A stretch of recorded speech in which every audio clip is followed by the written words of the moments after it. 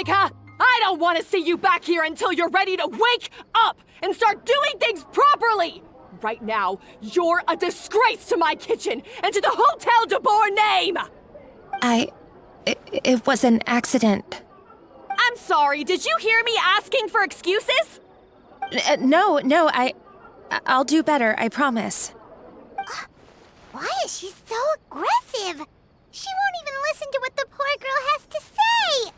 Oh, hey, cut her some slack. You gotta at least hear her out. Wait! Huh? Who do you think you are telling me?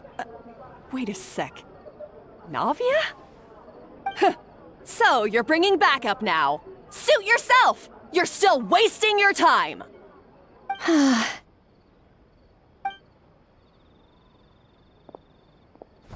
Savannah, is this how you always treat your staff?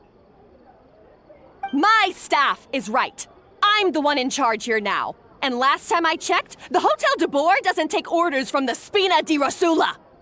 Of course. How you run your kitchen is none of our business. But when a member of your staff is so overworked he becomes gravely ill, that most definitely is our business.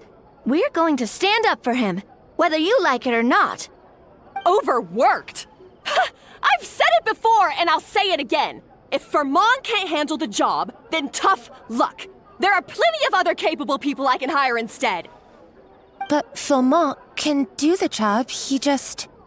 Monica, back inside, now! Huh? But you said I shouldn't come back until... Just do as you're told, and not another word out of you! Come on, we have work to do! Wow, what a horrible person! Sorry. Looks like I've dragged you into some drama again.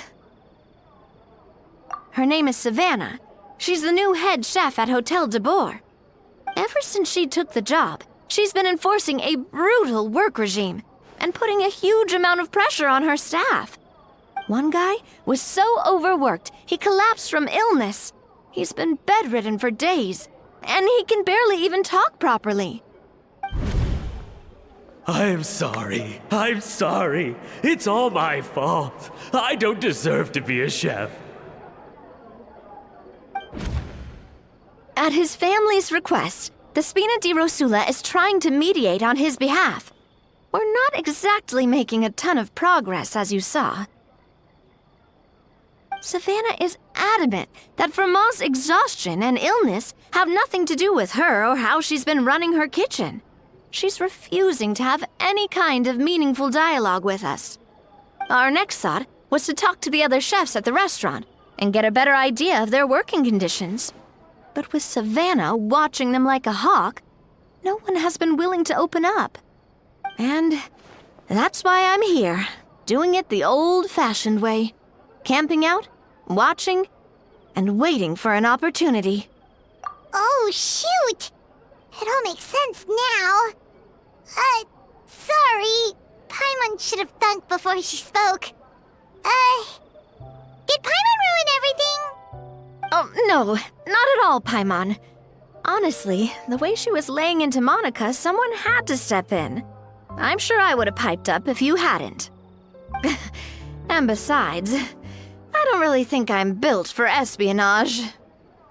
Yeah, meaning it's gonna be all the more difficult to get the inside scoop now. Oh, I might as well head back to the Fleuve Cendre then. We'll need to come up with a whole new game plan. Paimon will join you, 'cause this is kinda all Paimon's fault. Guys, it's fine. You don't need to worry about it. That said, if you were planning to visit the Fleuve Cendre anyway, let me take you out for a meal. I'll make sure it's a proper feast. A really famous chef just joined the Spina di Rosula's tavern. Her name is... Sorry to interrupt. I just wanted to apologize for the scene you witnessed just now. We shouldn't subject our customers to that. This is a small token from us. It's some candy from Monica. She asked me to make sure it was delivered into your hands. Monica's the one apologizing? Huh.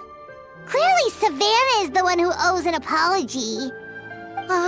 Our head chef has been a little highly strung lately. Sorry for everything. All right. Since there's candy, Paimon will drop it. Not the candy. Thank you for understanding. We'll make sure to pass your feedback on to Miss Savannah. A little highly strung, huh? Paimon doesn't get it. How did someone like her even become head chef? Well, according to Fermat's family, she hasn't always been like this. But that's a story for another time. Let's try this candy. Oh, Paimon totally gets it. Come on, dig in! Huh? Hold on, there's something written on the wrapper. Find Escoffier.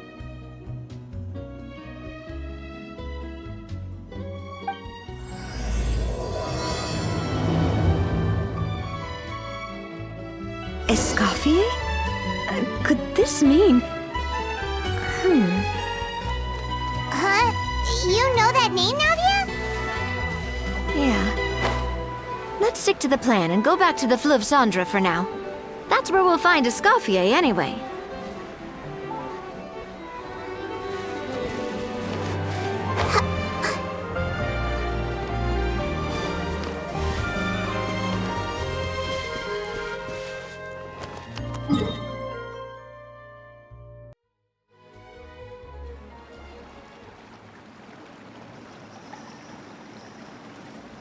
So, who is this Escoffier, anyway? Well, for starters, she used to be the head chef at the Hotel de Bourg, before Savannah. She recreated the legendary Gâteau de Bourg and restored the restaurant back to its former glory. Safe to say, she's the most renowned head chef in the Hotel de Bourg's history, after the culinary genius Modeste himself. Gâteau de Bourg? That's the super exclusive cake that they only sell a few slices a day, right? Wow.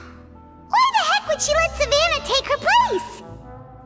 Well, apparently, the Hotel de Bourg was reported for a safety incident. Someone claims that the kitchen was adding an illegal substance to their menu. But none of the chefs had any idea how it could have gotten into the food. In the end, Escoffier decided that as head chef, she should take responsibility. And she was sent to the Fortress of Meripede. The Fortress of Meripede? Well, you're right. The quantity of the substance they found was fairly minimal. Even the guards believed the whole thing was probably just an accident. Escoffier didn't have to stay in the fortress for long, but still, by the time she returned, the role of head chef had already passed to Savannah. So that's what happened. Paimon still thinks it's really unfair. Even though Escoffier is no longer head chef at the hotel, she's still well respected by the staff. So, I'm guessing what Monica wants is for us to convince Escoffier to try and negotiate with Savannah on the staff's behalf. Oh, Paimon gets it! Monica wants Escoffier to come back and kick Savannah out. It's simple. If the new head chef is stressing everyone out, then the solution is just get the old one back. Well, about that... You thought cream of mushroom soup was ready to serve after 3.5 minutes on the stove! You'd have had more sense serving hot water with ice cubes. At least then you wouldn't have wasted all this perfectly good cream and mushroom! What do you say, Hilaire? I'm sorry, Cream. I'm sorry, Mushroom. As you can see, Escoffier is that kind of chef as well. You have to leave it on the heat for long enough to allow those flavors the chance to come out. Don't be fooled by the aroma when the water first starts to boil. Got it? Yes, Chef. Then go back and do it again. The customers are still waiting. Remember where you went wrong and don't repeat the same mistake twice. Yes, Chef.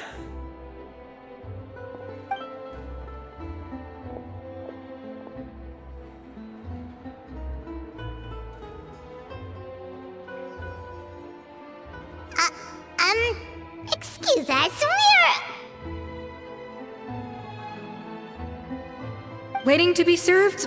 Sorry, we're pretty busy. I'm afraid you have to join the line. Oh, no, we're not here to eat. So you're not paying customers? Then I'm afraid the wait will be even longer. It's hard to talk to Escoffier when she's in the zone. Let's take a seat. We can catch up while we wait.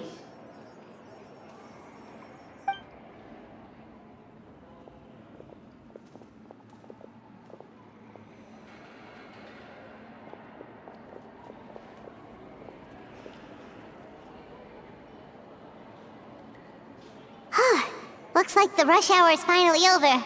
Is it always this busy here? These days, yes. I'd say business has tripled since Escoffier joined as temporary head chef. Well, in her words, the Hotel de Boer doesn't need her anymore. It doesn't look like she's got any plans to go back. I guess I'll be heading off then. Wait, take these home with you. We can't serve them now, and there's no sense in letting them go to waste. Oh, thank you, Chef. For what? Like I said, I just don't want them going to waste. Oh, and tell Fiamma to get well soon, so you're not running yourself ragged every single shift.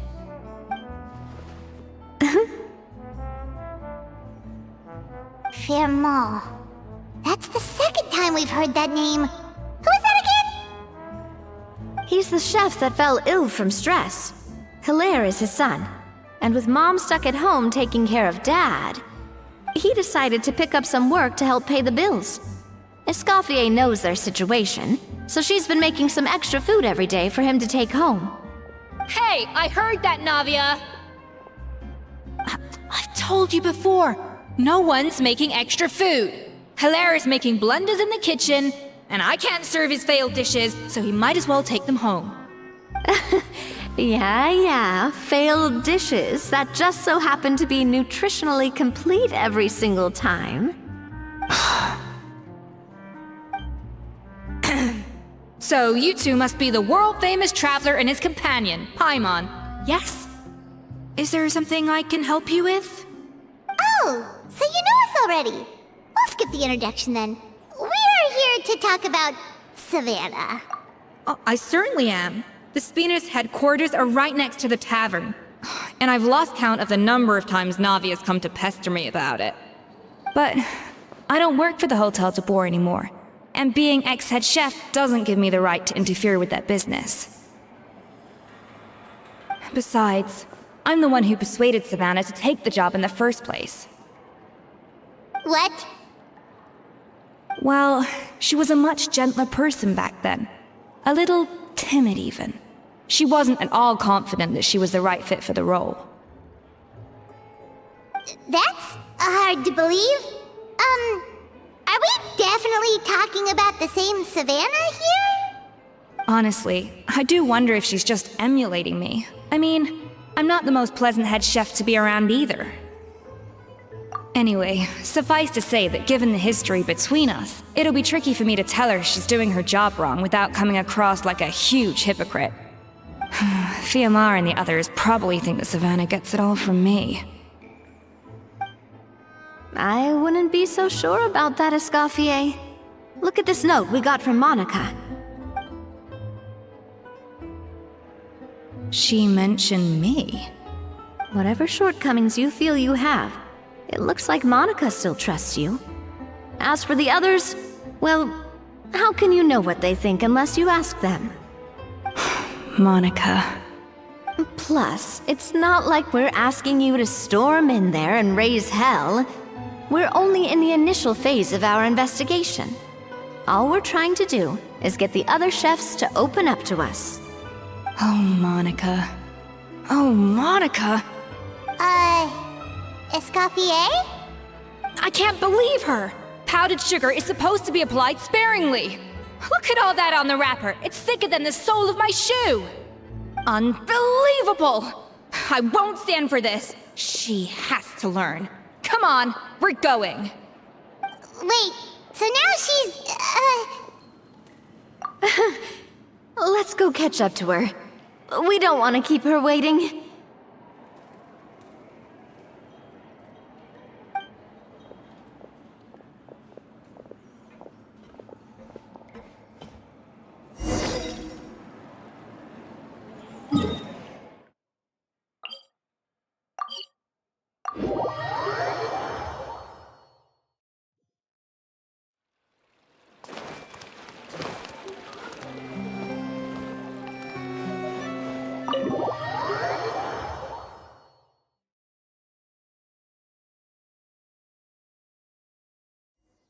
Wait, she looks like... Is that Escoffier? I'm sorry. I'm so sorry.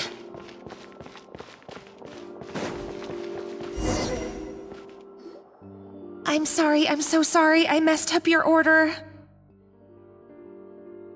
Oh, I wouldn't go that far. Maybe the taste is a little off, but if you hadn't brought it up, I don't think I would have noticed. But, please, you have to forgive me or Chef is gonna... Okay, I know. I'll kneel before you. What the heck? Get up, Monica! Can't you see that you're just making your customer feel more awkward? Escoffier? If you want forgiveness, then do what any self-respecting chef would do. Make the dish again. And this time, get it right. You cannot go begging your customers to feel sorry for you. Savannah said that I'm not allowed back in the kitchen until I've corrected my mistake. But if I can't go back into the kitchen, I can't do the dish over. That's some backwards logic. How can you fix your mistake without being allowed to cook? If this is what Fermat had to put up with, then no wonder he had a breakdown. We apologize for interrupting your meal, sir. It's fine. With my layman's palate, it's not like I can tell the difference anyway. I was actually quite enjoying my meal until she appeared out of nowhere and started apologizing. Gave me a bit of a fright, to be honest. Oh, well, it's because Chef Savannah tasted a bit of the leftover soup from my pot and then threw me out of the kitchen. Gosh, that's pretty strict. Has she always been that way? I don't recall things being like this when Escoffier was head chef here. I gotta say, you're all looking a little worse for wear these days. I mean, Escoffier was strict too, but I think the difference is that her criticism was more constructive, so you knew what you did wrong and how to improve, and we all knew that it came from a good place. Chef Escoffier was hard on us because she truly wanted us to reach her level. But these days, whenever we make a mistake, we just get told to wake up, get your head in the game, or just do it again. And it's only gotten worse since word got out that Chef Escoffier had started working again in the Fleuve Cendre. Monica, you don't need to call me chef. I'm not the boss here anymore. Yeah, but through no fault of your own, what happened back then, that wasn't on you, and all of us know that. That banquet was a huge event, and so many staff were involved every step of the way. With so many moving parts, there's no way of knowing how that Lumiline ended up in the food we served. Lumiline?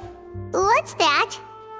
A new drug from the Fontaine Research Institute, produced from an extract of the Lumitoile. Apparently it sharpens the senses, so they used it to treat people with impaired responses to stimuli. Oh, yeah, I've heard about that. They found out you can use it as a flavor enhancer since it stimulates the taste buds. Makes things pretty addictive.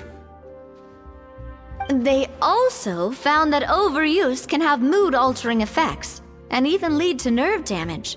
So it quickly ended up on the guards' list of controlled substances. Unfortunately, however, some food products containing the additive had already made it to the market by the time the guards banned it from the restaurant industry.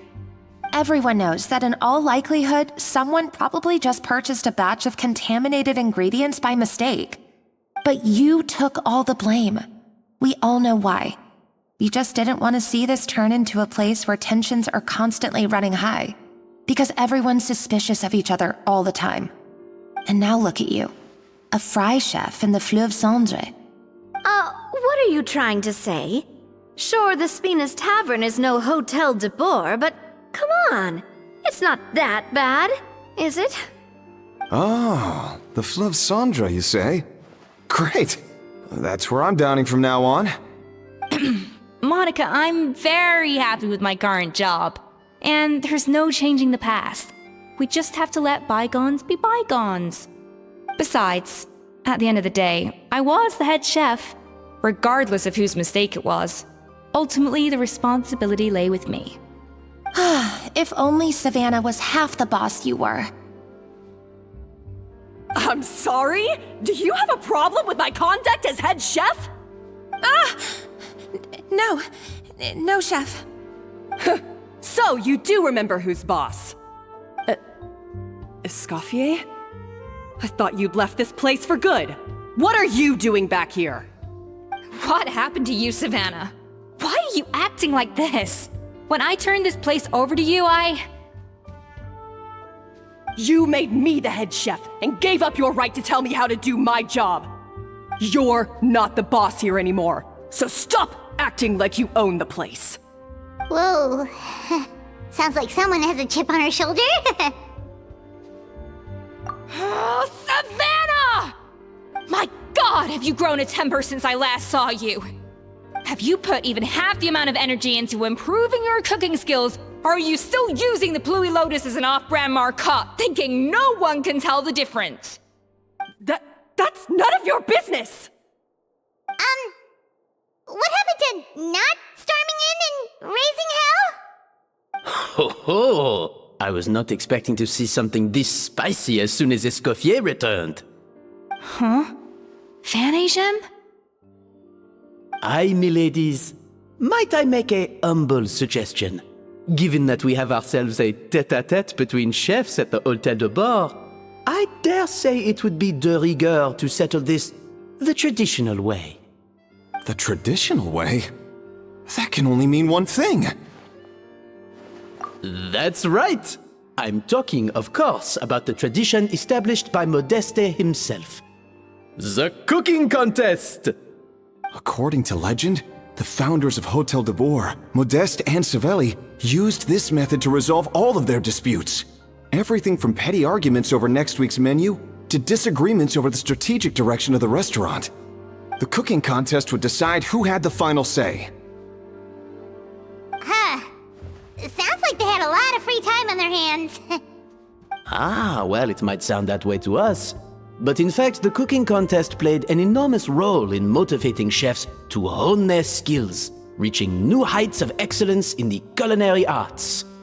And indeed, the reintroduction of this institution in recent years has surely been instrumental in transforming the Hôtel de Boer into the top-ranking restaurant in Fontaine. Reintroduction? Someone brought it back? Who? What say you, Escoffier? Surely you of all people won't back down from this challenge. It was you who put the rule in place, after all. Sure, I reinstated it, but I'm not a chef at Hotel de Boer anymore. Isn't this bending the rules a little? I see no issue as long as both sides agree to the terms. We could simply treat it as an exhibition of sorts. Savannah, any objections? Exhibition. Huh. No. If we're going to battle it out, let's put it all on the line. If I lose, it's up to you what happens to me. I don't want anything to happen to you. But if you lose, you hand over the Codex de Boer to me. What?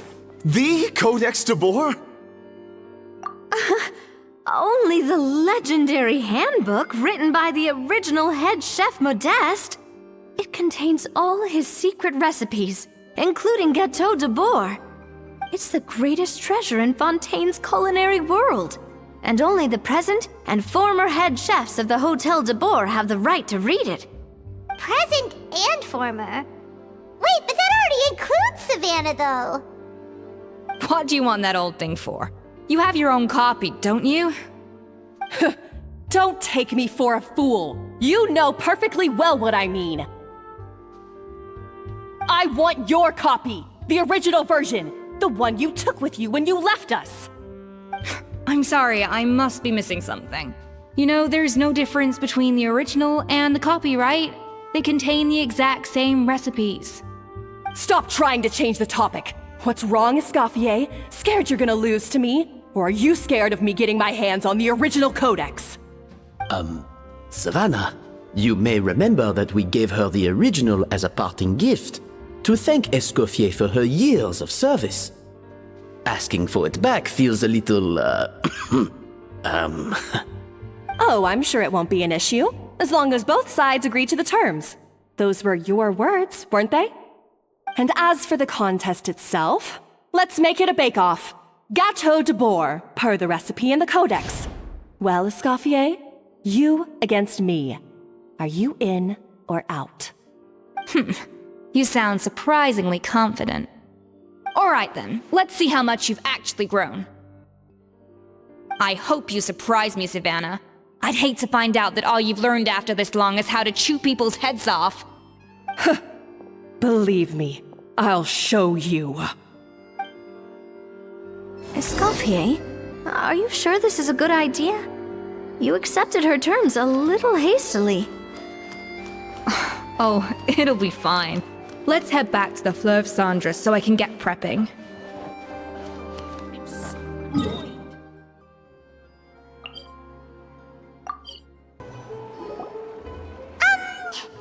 So, this whole bake-off thing kind of came out of nowhere. Was it really sensible to just go along with it? Well, I got a sense that she's holding something back. But we chefs always express ourselves in our cooking. So if she won't talk, this might be the best way to find out what's really going on with her. Huh? Holding back? Sure didn't sound that way to Paimon. Escoffier only picked up on it because she's the same way. Always closed off, never letting you know what she really thinks. That's patently false, at least where your macarons are concerned. I've been nothing but truthful with you about the disgraceful amount of sugar you use. Okay, that's one case where you can keep your thoughts to yourself. Oh, that? Well, it's not so much a recipe book as a diary of Modeste's adventures. Back in the day, he and his good friend Savelli explored far and wide, partly adventuring, partly looking for new ingredients and developing new recipes. Their creations had an enormous influence on the course of Fontaine cuisine, turning it into a much more vibrant and diverse scene. For instance, legend has it that the original Gâteau de boar was made using a special secret ingredient that Modeste discovered on one of his adventures. So rare was the ingredient that they could never make more than 16 slices of the cake per day. But everyone who tried it claimed that it was one of the most blissful and invigorating things they had ever tasted. Modeste and Savelli went on to found the original Hôtel de Bois, which catapulted them to stardom in Fontaine's culinary world. Especially Modeste. He was hailed as a once-in-a-generation genius, and over time, the recipes from his adventure log became known as the Codex de Bois. Ah, Paimon's heard this kind of story before. Armed with the Codex, the Hôtel de Bois took its rightful place as the finest restaurant in the land, serving those recipes for centuries to come. Something like that? What? No, of course not! Cooking is a constantly evolving art form. How could any restaurant survive if they only served food that was popular last century? Anyway, never mind centuries. Savelli and Modeste parted ways not even 10 years after their rise to fame. Then, Modeste passed away while he was still in his prime. And that was it. The end of the Hôtel de Bois' heyday. It fell into decline, and for most of its history, it was just a nondescript place with a couple of cheap tables. It's only in recent decades that it started recovering. Even then, it still took numerous relocations and changes of management before we finally ended up with Vanigem and the restaurant we have today. Oh! So the Codex really isn't all that, then. Paimon figured it was like one of those mystical books they have in Liue's martial arts novels, where the main character learns all their secret powers from. Yes, well, that's fiction, and this is reality. You can't meet the tastes of modern diners by following some ancient recipes from a dusty old book. Case in point. Even the Gâteau de Bourg they sell now is actually Escoffier's reimagination. Wait, really? Why though? Didn't that recipe make it into the codex? It did, but like I said, it's the dusty old book now, and the records aren't as legible as they once were. Not to mention that there's no way of finding the secret ingredient Modest wrote about. So, reimagination is right. I consulted some historical records and took what I could from the codex.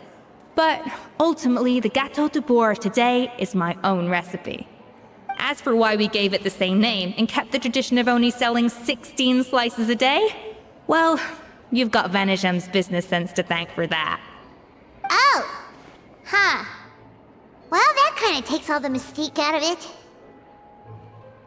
Hey now, it might not be the original Gâteau de Bourg, but it's still the most delicious cake in Fontaine today. And who knows, maybe Escoffier's version is more suited to your palate. Just think, if the original truly was the perfect cake you're imagining it to be, there's no way the recipe would have been lost to history, right? Not to mention that the Hotel de Bourg never would have fallen into a slump.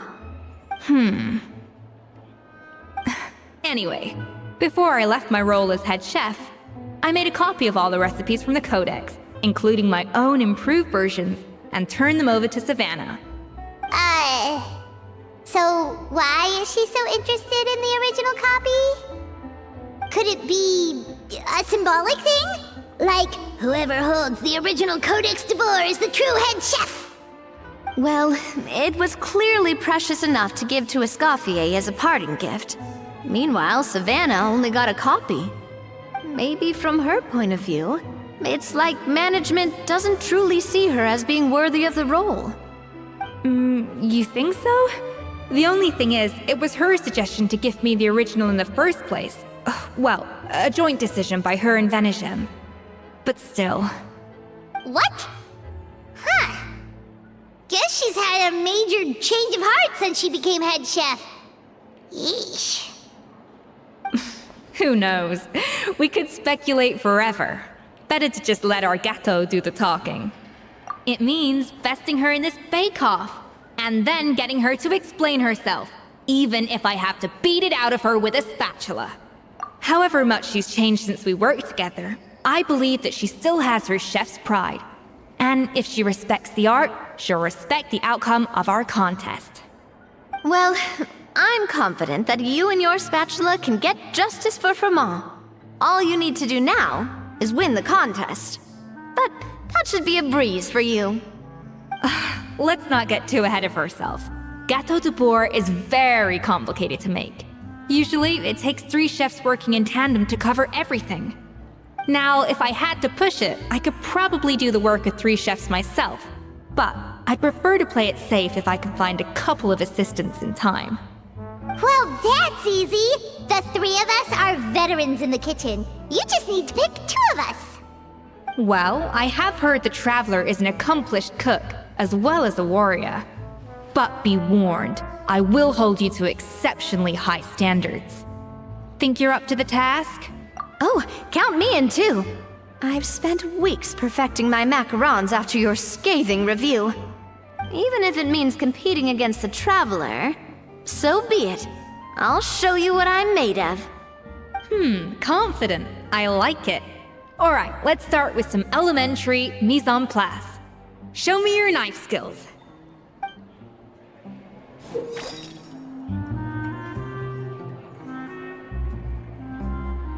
I've always called it chopping stuff up, not mise en place. But it's basically the same thing, right? Oh, Navia. The difference in your case is that mise en place is chopping stuff up without sending juices flying all over. Looks like you found that easier than I expected. Yeah, thankfully it was pretty straightforward in the end. You made it sound like we'd be carving statues out of fruits or something. Well, brace yourself, because the next step is anything but straightforward. I'll be using this cold press to extract flavor compounds from the ingredients. A kind of special food processor I got the Fontaine Research Institute to make for me. It uses cold temperature extraction to isolate the essence of cooking ingredients, which can then be used to flavor dishes more precisely. But this isn't exactly standard kitchen equipment, so that probably didn't make a whole lot of sense. Let me give you a demonstration instead.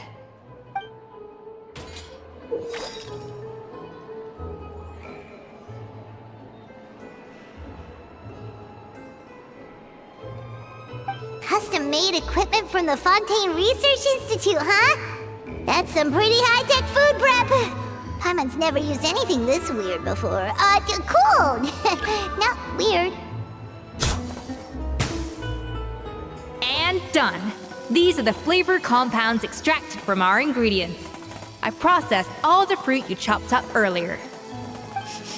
Wow! Even the smell is so much more concentrated. What next? Do we add all this stuff in? Absolutely not! Throwing everything in at once will ruin the balance of flavors. We have to go slowly and carefully to calibrate the exact flavor we want. I'll demonstrate again. Now, watch closely.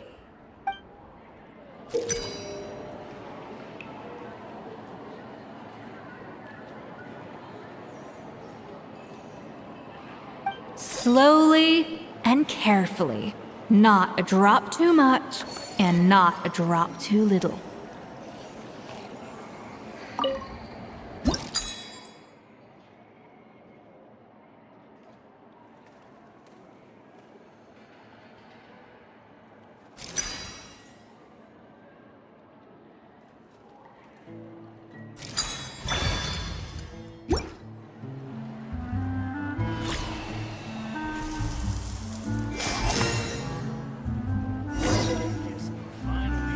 And voila!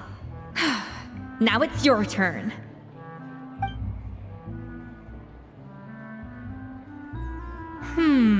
Not terrible. Considering this was everyone's first time blending flavor extracts, it could have been worse. But the traveler's work was surprisingly good. Are you sure you've never done this before? You got almost perfect results on your first try. That goes without saying. Still, credit where credit's due. You did well. Alright, now for the part I've been looking forward to. I want each of you to cook something from the Hotel du Bois' current menu. I'll judge your submissions and give you a final score. That's right. The true test of your cooking skills is the finished product. It'll be good practice for the contest itself. Now get to it. Chop chop!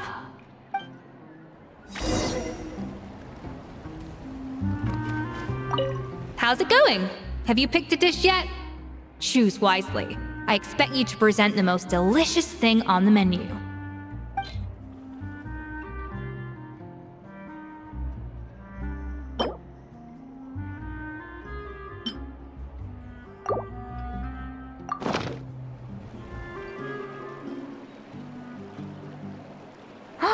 Look at that! With the grace of a snow-winged goose, as I like to say. Now, let the grating commence.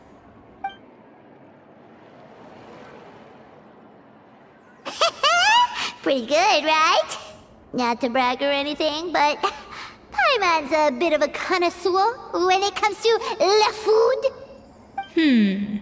6 points. What? Oh, well, fair enough. Paimon doesn't cook all that often, so as long as it's a pass. That's 6 out of 100. What?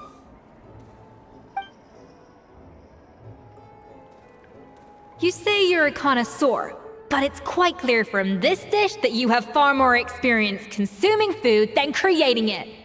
By that logic, I suppose you think listening to Lady Farina on repeat every day would make you an opera singer. Aww. Me next! I'll have you know that this batch of macarons has 2 whole tablespoons less sugar than my previous ones. So you went from 12 tablespoons to 10? Well, it's nice to know you actually measured it out. because it tastes like you just threw in whatever was left in the jar. 6 points. Aw. Now to the final dish. So, what do you think? This is our last hope. 8 points. Darn, that's barely higher than what we got. Not exactly. The color is spot on. Beautiful aroma. Excellent presentation. I have to give this one 8 points out of 10. Maybe even 9 points. Huh? How did you pull that off? Don't get me wrong. There's room for improvement. But still, this is clearly the work of an accomplished chef. I can tell that you've put many hours of work into honing your skills in the kitchen. I can really taste the grace of the snow-winged goose in this dish. The traveler's journey, with all its trials, tribulations, and setbacks. Not to mention the frustrations of having a picky eater for a partner. Hey, you made that last part up! No way did you taste that! Well, it looks like I lost fair and square. I guess you'll be taking the Traveler as one of your assistants then? But if it takes 3 chefs, that still leaves 1 slot remaining. Maybe Paimon and Navia should keep practicing and see how it goes? Chef Escoffier! Oh, it's Hilaire! What brings you here? I heard the news about the cooking contest. You're doing Gâteau de Bois, right? I was just wondering if you needed any help? And you think you're up to the task, do you? Oh, no, I know I'm not there yet. It's actually my dad who wanted to help.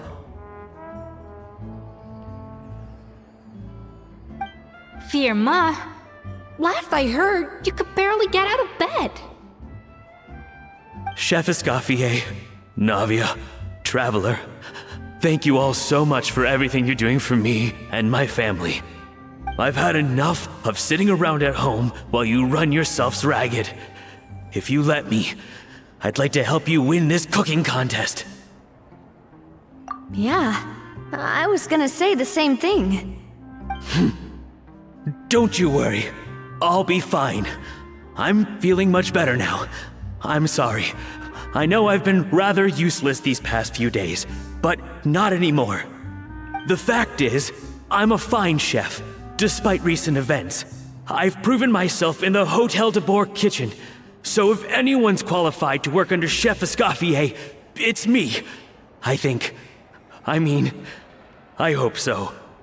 Firma, have you even set foot in a kitchen since leaving Hotel de Bois? I have not, but I'm fully rested now. I know I can handle it. I'll prove it. Let me whip something up for you right now.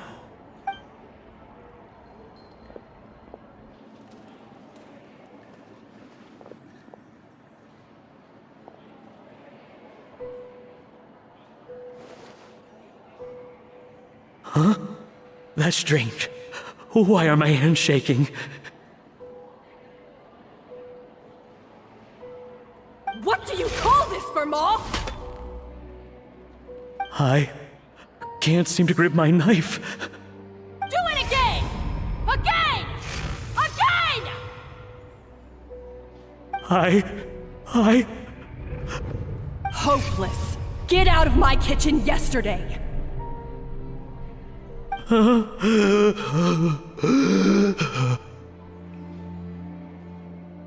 Dad! What's wrong? I don't understand. I was feeling so much better, and then Will I never be able to work in a kitchen again? Dad, talk to me. What happened? I think the real issue here is not physical exhaustion, but psychological trauma. Monica, when did you get here?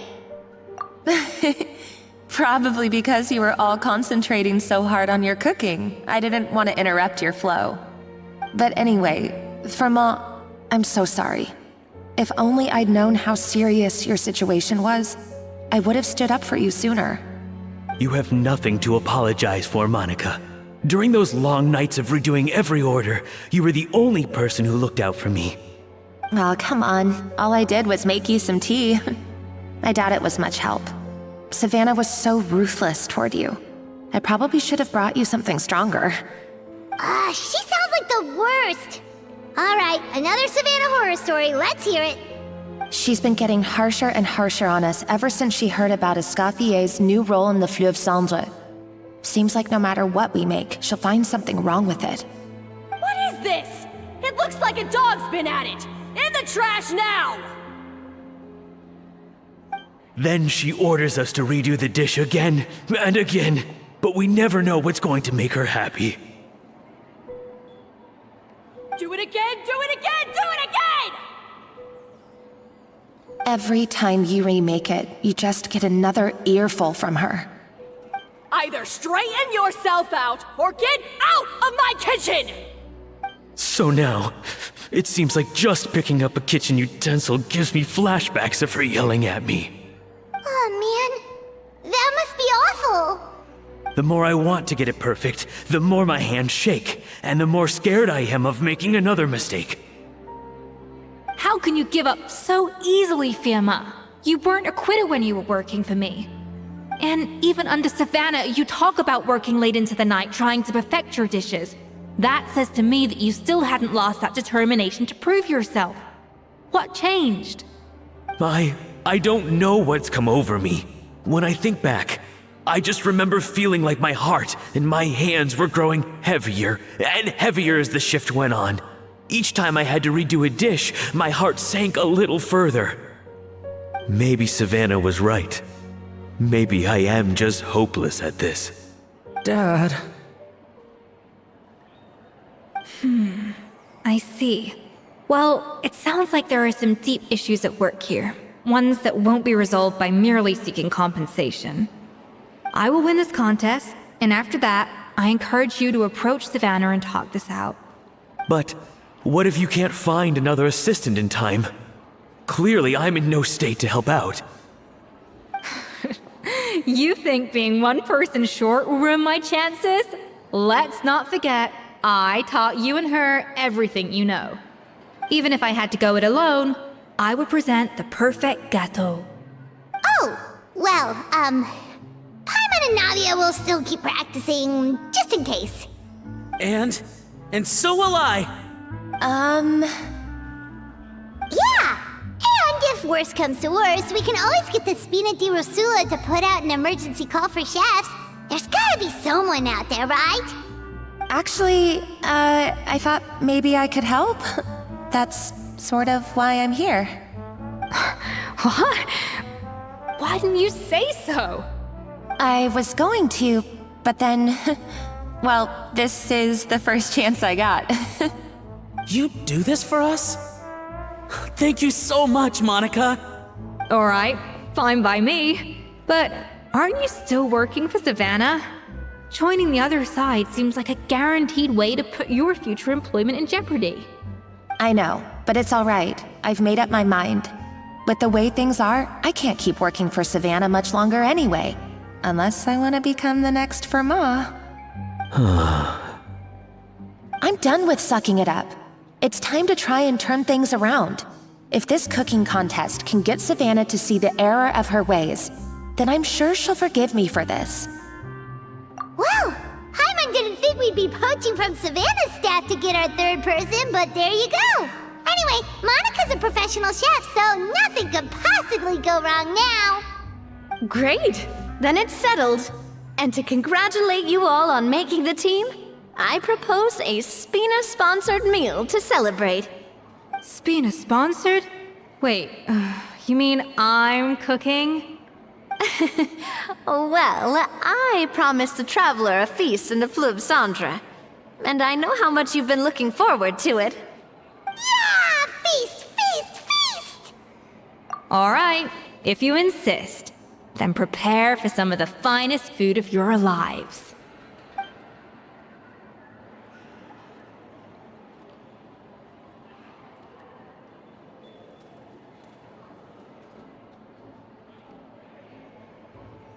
That's not a bad idea, actually. Wait, hold on. You need to finesse that further.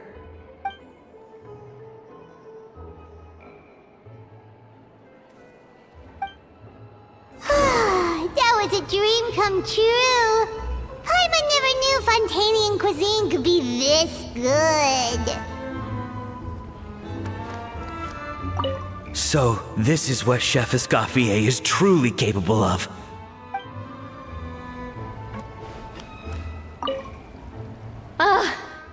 I wish I could eat that all over again. It's not often that Escoffier goes all out like this. And it's all because of you, Traveler.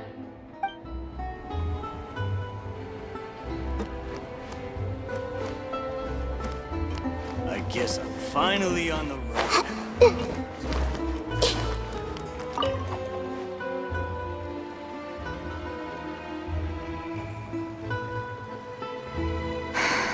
Why, Savannah? Why? Oh, nothing. I was just flicking through the original Codex de Boer. I wanted to see if there was anything I'm missing. Something I hadn't noticed before. That might explain why Savannah's so desperate to get her hands on it. But I can't find anything. It's just some hastily scribbled recipes in between diary entries from Modeste's adventuring phase. And most of it's not even legible anymore. The copy I gave her not only has all the recipes in full, but even includes my own private tips and notes from years of experience. Surely that's infinitely more useful than this old thing. Yeah, maybe. Still, it's just hard for me to imagine that the Savannah I knew would go to all this effort just to make a point. We were. At least I always thought we were. She was a little shy, but meticulous with everything and everyone she dealt with. She made a few mistakes here and there, but she was quick to correct them whenever they were pointed out. And she was always striving to improve as a chef. Those qualities are why I recommended her to replace me as head chef. I never imagined for 1 second that she'd cause Fiamma and the other staff so much grief. Well, I mean to an extent, of course. I pushed hard for her to get the role. And the idea that she turned out like this because of me is difficult to come to terms with. I wonder if this is how Modeste felt back when he was writing the Codex. Yes, with his good friend and co-founder at the Hotel de Boer, Savelli. The story goes that after Modeste unveiled his Gâteau de Boer and was hailed as a culinary genius, he was admired and adored by all. But his newfound fame slowly drove him and Savelli apart. Unlike Modeste, whose every new creation was an instant hit, Savelli seemed to face setbacks every turn. Doors that would swing wide open for Modeste would shut in Savelli's face. And with Modeste being whisked off to all manner of functions by his celebrity friends, he had less and less time to discuss the culinary arts with Savelli. People started gossiping about Savelli, and their relationship between the two gradually soured. Everything came to an abrupt end when Modeste, still in the prime of his life and still hailed as a genius, suddenly died from an acute illness. And that was it. They neither had a decisive split nor got the chance to properly reconcile. Their story just came to an end. One rumor had it that Savelli actually killed Modeste out of jealousy, even as the latter was hoping to make amends. Unlikely, it's a popular theory, but there's no real basis for it. At least there are no records of Savelli ever being convicted of a crime. Still, beyond a point, there's no way of knowing what truly happened in the past. All we can do is try to make sure the present doesn't quite go as badly. And that's why I have to win this contest tomorrow. Then get the truth about everything that's been going on, even if it means cracking her open like a nut. You're right about that. Just follow my lead and victory will be ours.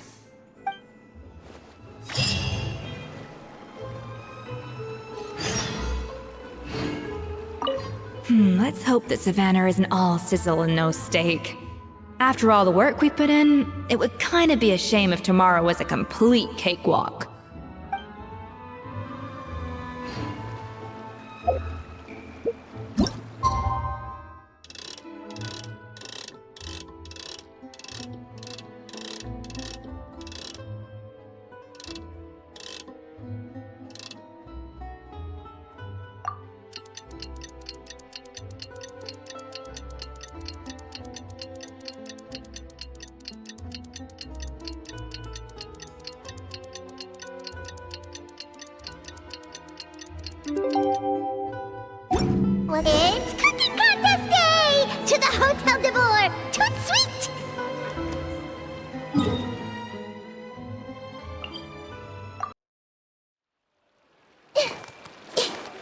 Did you hear the news? Escoffier's coming back for a cooking contest. Wait, seriously? Escoffier in a cooking contest? Now that I've got to see! I don't get it. Why would anyone in their right mind challenge her to a cooking contest?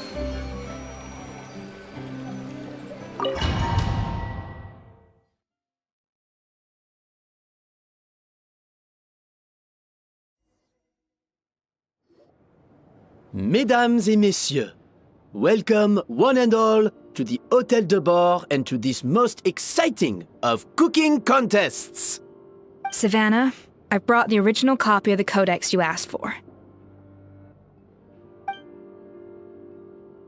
Monica? Huh. In the interests of fairness, this contest will be conducted in a double-blind format. Once the dishes are complete, they will be sent to the back of the kitchen where they'll each receive a label. The labels will be placed out of sight underneath the plates, only to be revealed after the judges have sampled them and reached a final verdict. This is to ensure that no one will know which dish is made by which contestant. As one of the judges, I promise to be fair and impartial. When my meal got interrupted yesterday, I never thought this is how they'd make it up to me. Getting a seat on the judging panel is a pretty sweet deal. Both contestants have taken their positions. Then, without further ado, let the Hôtel de Bord cooking contest commence!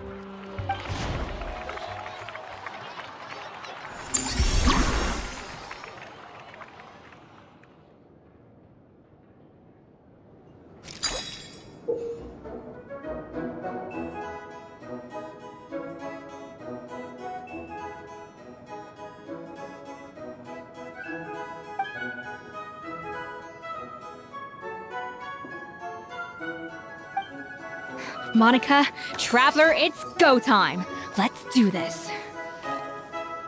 Even the best chef in the world can't flavor their food without prepping the flavoring, right? Even the best chef in the world can't flavor their food without prepping the flavoring, right? Looks like our two head chefs are raring to go. Like an oven on full blast, this competition is quickly heating up.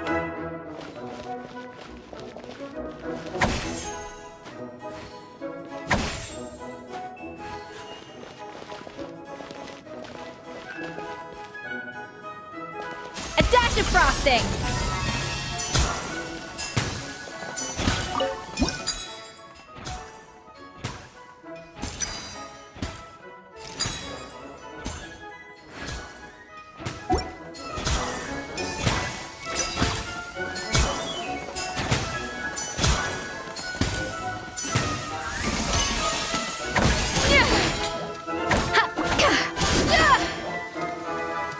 Up to the freezer!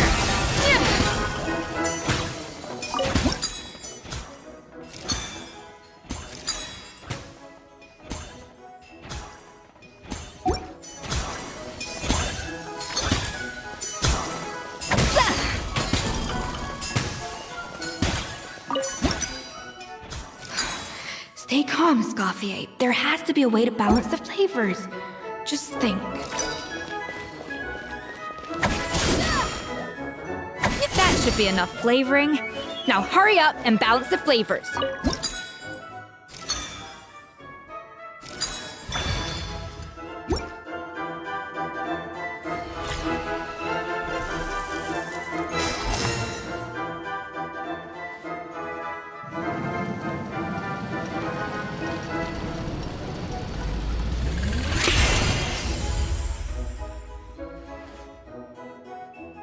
Come on, Escoffier!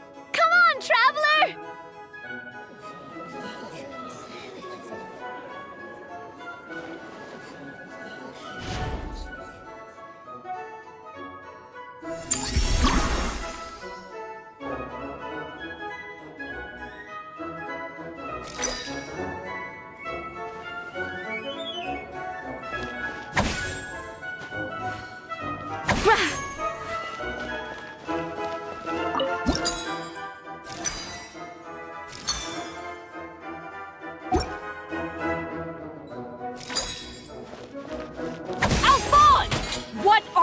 playing at...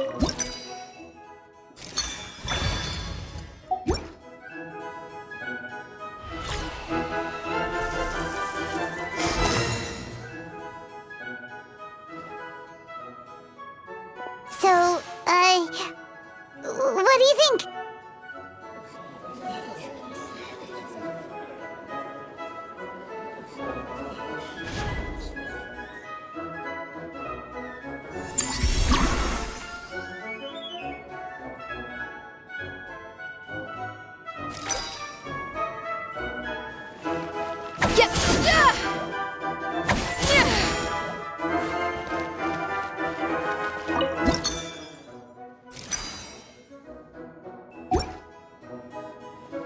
Escoffier is already on the final step of the recipe.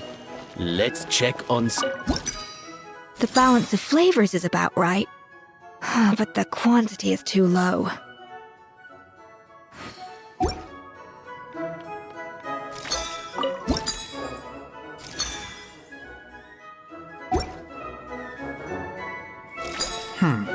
I think this flavor profile is still a little bit off.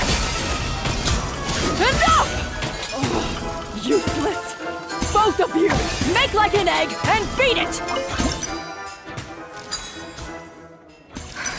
What are you doing, Escoffier? Your team's waiting on you.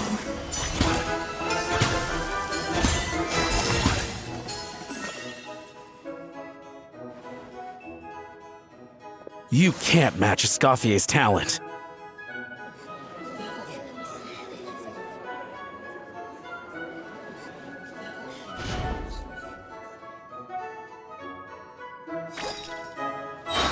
I present to you Gâteau de Bourg. The pinnacle of excellence!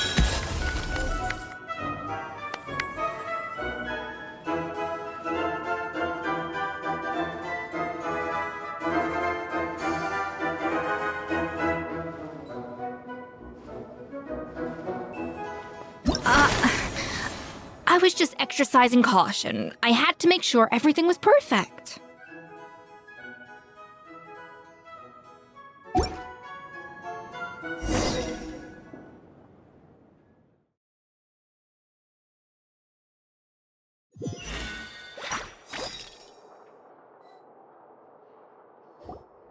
Time's up! Contestants, please take your dishes to the back.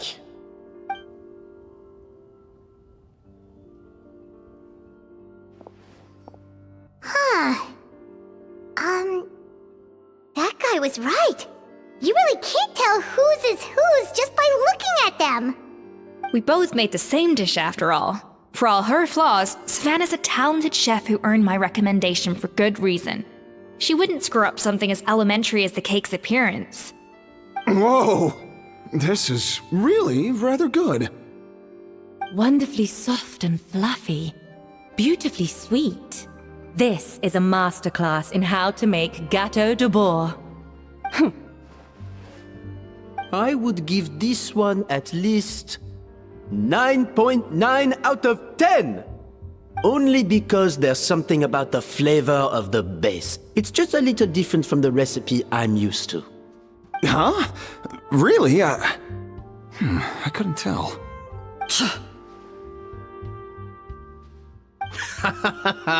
All right, on to gâteau number 2. I haven't had a single bite and already this aroma is a delight to the senses. I have a feeling that this gâteau will be a gâteau for the ages. How exciting! I'm gonna dig in.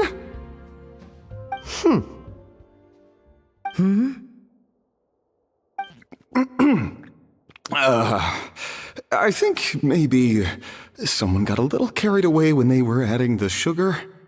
Not just the sugar, it's the flavors too. This is all over the place. Who made this? It appears the decision is unanimous. This gâteau is far below the standard we would expect. And Paimon thought this might actually be close. Turns out she can't bake to save her life. Something's not right here. Savannah may not be perfect, but no way is she this sloppy. I can now declare that the creator of the first gâteau has won this cooking contest. Now, all that remains is to turn the plate over and reveal the chef's name underneath. What? It's Savannah? No! That's impossible!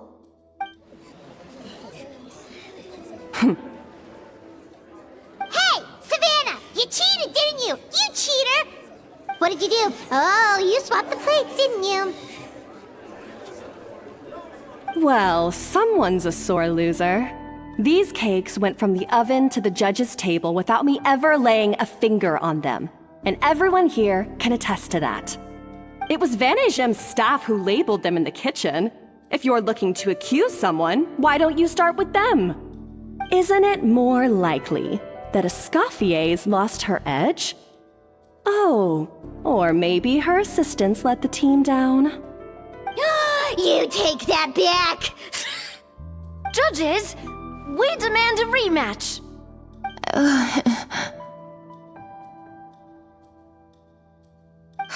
That's enough! What's done is done. As head chef, or rather as team lead, I take responsibility for the dish I served. Whatever went wrong and however it happened, I should have spotted it. Savannah, I didn't think you'd stoop this low just to beat me in a bake-off. What happened to your chef's pride? I don't know what you're talking about. If you want the Codex de Boer that much, you can have it. Escoffier, no! But you must promise me that you'll apologize to Firma and compensate him for everything you put him through. It's a little late to be negotiating terms. The contest is over and I won. That means you owe me the Codex, and I owe you nothing. Look, Savannah, you may have fooled everyone else, but can you really fool yourself? What I'm offering is to accept defeat without looking to expose what you've done.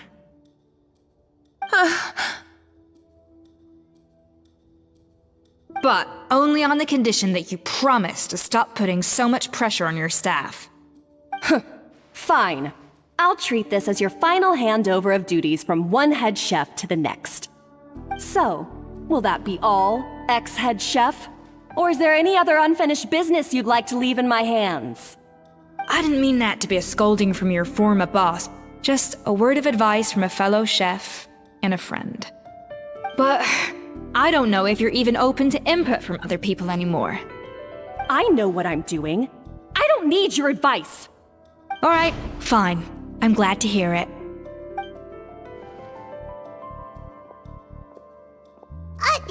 Escoffier! The Codex de Boer! Finally. Now, at long last, I will succeed. Escoffier? How could you let her get away with this?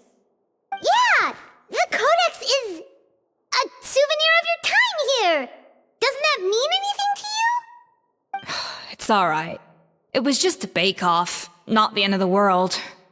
I'm already over it. Besides, it's not all bad. She agreed to compensate Firma. That's mission accomplished for the Spina.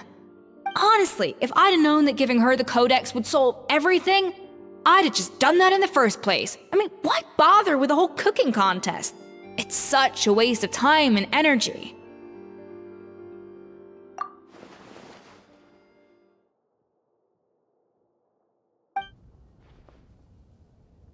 No. No! This doesn't make any sense! Huh? That's it? No secrets, no nothing? I don't believe it! This can't be happening. Oh, Chef Savannah! Savannah?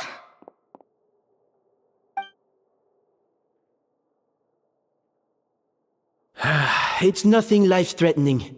Just a lot of pent-up stress and exhaustion. Oh, I knew it. Pent-up stress? Her? The truth is, however hard she might be on the rest of us, the person she puts the most pressure on is herself. Yes, there are nights when she makes us redo things over and over into the wee hours. But for her, it's every night. She'll hide herself away in the kitchen, working on new techniques and recipes, and only realize how long she's been at it when we come to work the following morning. But why? Why would she do that? Our best guess is she doesn't want to be seen as less of a chef than Escoffier. And there it is. Even so, that's no excuse for taking her anger out on the rest of you. Yeah, and it's definitely no excuse for cheating in the cooking contest. About that, we honestly have no idea how she did it. We were focused on our own work the whole time, like she asked. Leone and Algalia were the ones I tasked with labeling the cakes. I've already spoken to them both. They're at a loss to explain it too. Not to worry. Come on, join me downstairs. I'll interrogate the guilty gâteau myself.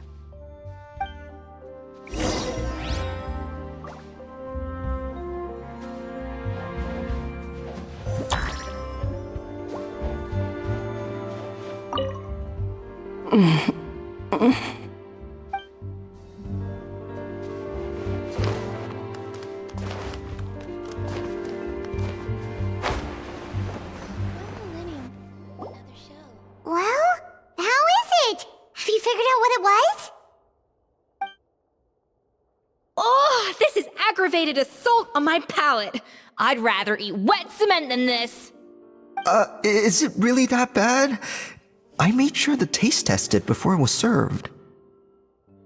Oh, relax. This isn't your cake. Savannah never switched the plates. The offending flavors are coming from in between the icing and the cake base, which means someone tampered with it while it was being made. Or in other words, we have a traitor in our midst.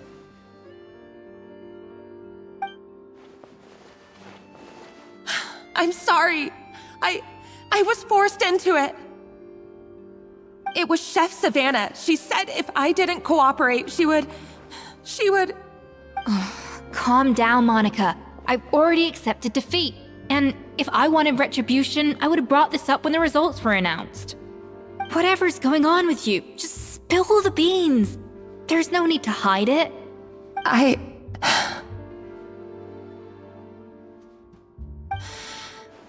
I was the one who caused the food safety incident that one time. Food safety? Wait, you mean the Lumaline incident? So you procured the contaminated ingredients? I think so. Savannah and I were on procurement that day. I didn't check everything as well as I should have, and so I let contaminated ingredients make it into the kitchen. But I swear I didn't do it on purpose. I had no idea there was an issue with them, and I didn't know it would end up with Escoffier going to jail. But the last thing I expected was for Savannah to use it as leverage to blackmail me with... This is crazy! So Savannah pressured you into sabotaging Escoffier's cake by threatening to expose your secret if you didn't? I know, it's terrible. I'm so sorry. I was so scared. The thought of Chef Escoffier finding out that I put her in jail, it made me freeze up with fear. I thought Escoffier would hate my guts if she ever found out, and yet somehow that's ended up in me doing something even worse.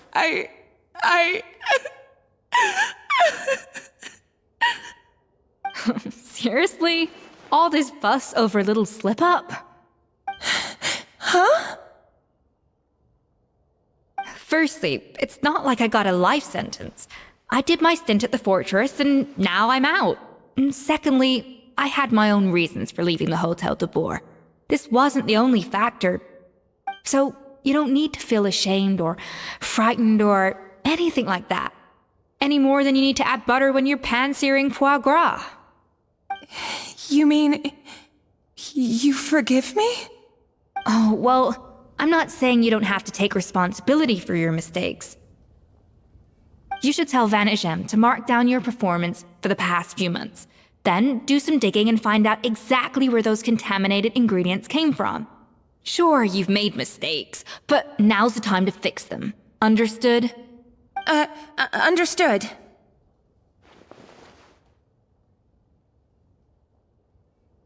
Good. Now, back to Savannah. What about the original codex would compel her to resort to blackmail? I have my suspicions. Not that I've got any proof to back them up, though. Ugh. What happened to me? I've overheard some customers murmuring about how the Hotel de Boer hasn't been the same since Escoffier left.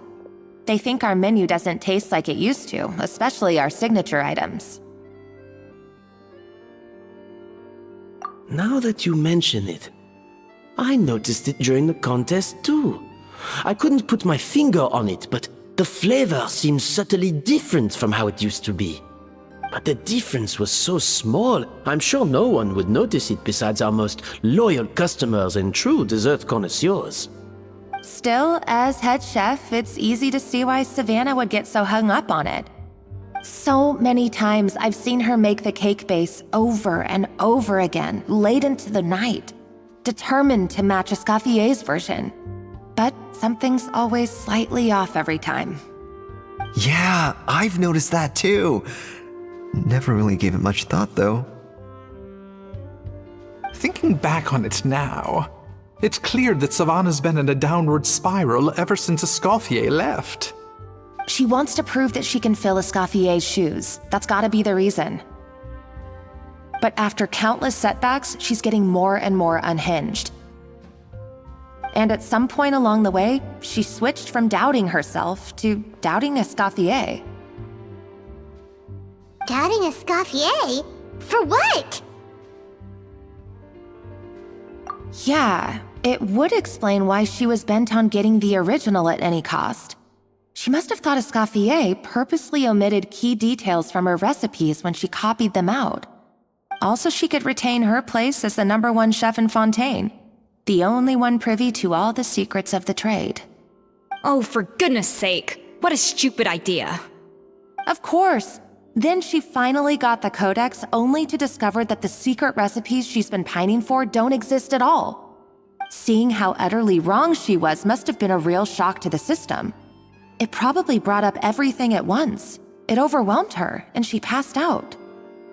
There's still one thing that doesn't make sense, though. If Savannah had the real recipe all along, how come it tasted different? She might not be on the same level as Escoffier, but surely after like 50 attempts, she'd get it right one of those times. You'd think so, but geniuses like Escoffier are in a league of their own.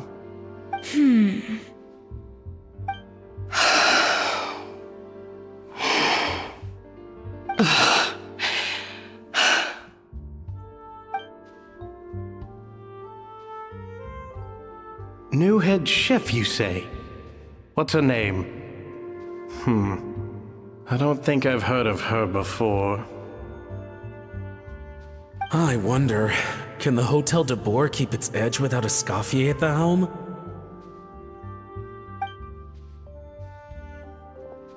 This tastes different from last time. Is it undercooked or something?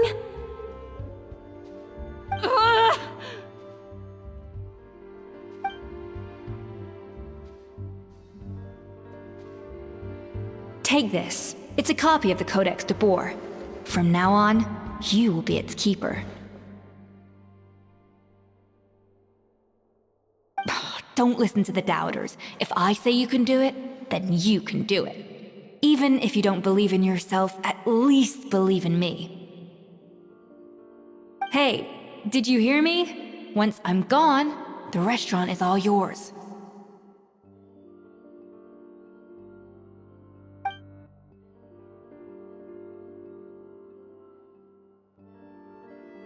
All this time, I've been blaming other people, but maybe I'm the problem.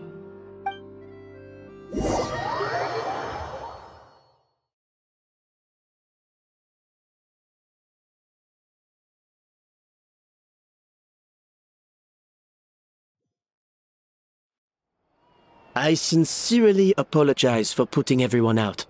Savannah's awake now, but I don't think she's ready to speak to anyone yet. Let's give her the day to calm down. I'm sure you'll have the chance to talk everything out tomorrow. In that case, I'll go and update for Ma and his family. I wonder what he'll make of all this. So, we'll come back tomorrow then. That was a long day. I think I've earned myself a sweet treat when I get back home. Oh, nice! Macarons? Or are you gonna switch it up this time?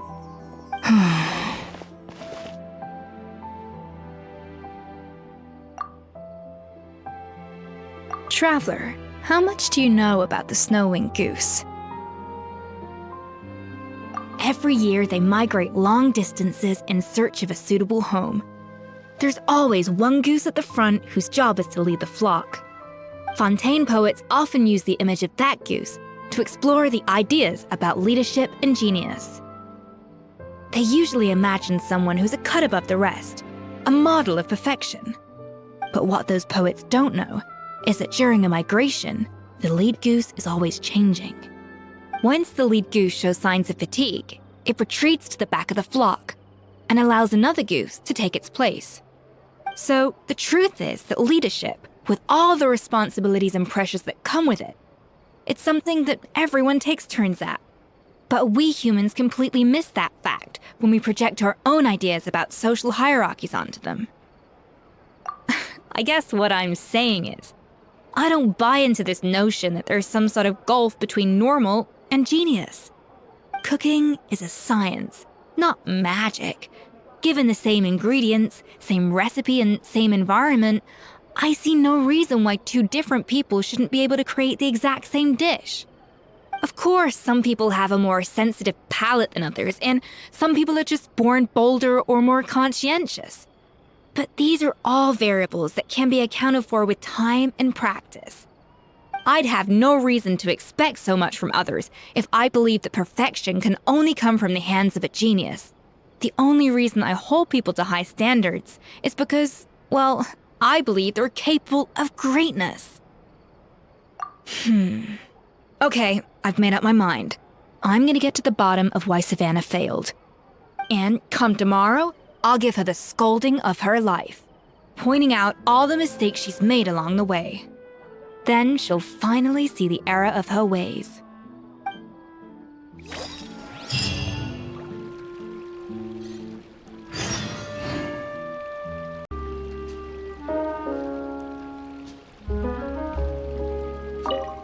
Thank you for your words of encouragement. I'm gonna head to the Hotel de Boer and spend the night investigating. I guess I'll see you tomorrow. Genius? Calling someone a genius is just another way of saying I'm too lazy to figure out how I need to improve. It's a defeatist attitude and I won't stand for it.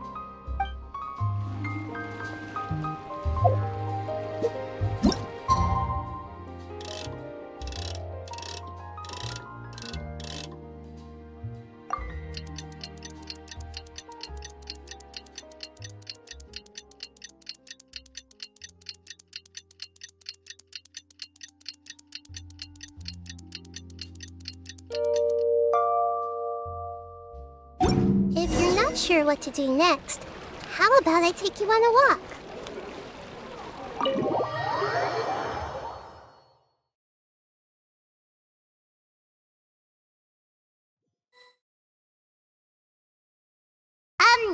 Why are we here so early? Our meeting with Vanigem isn't for a while. Check on her? Why? What happened? Oh no. Escoffier, are you alright?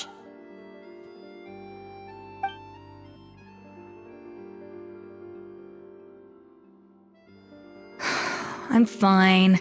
Just need to get some more coffee in me. Huh? What happened to my coffee? Did I really drink it all? Alright. Thanks. I appreciate it. Well, there's cooking for could just grab a cup of coffee from Cafe Lutece, but either way, hurry! Coffee. Need coffee.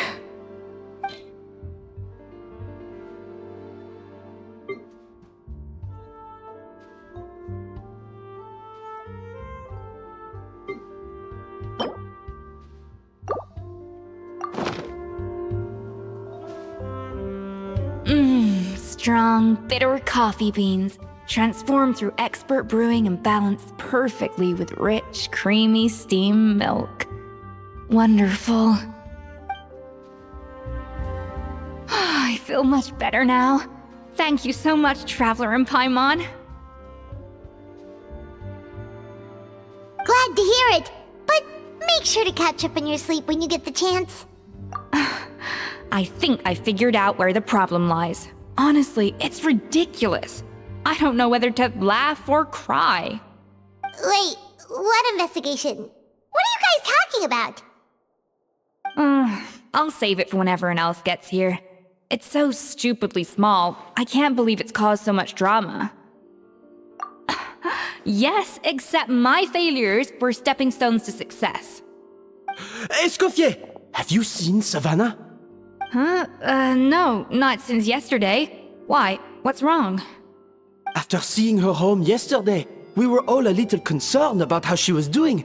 So, I dropped by her place early this morning to check on her.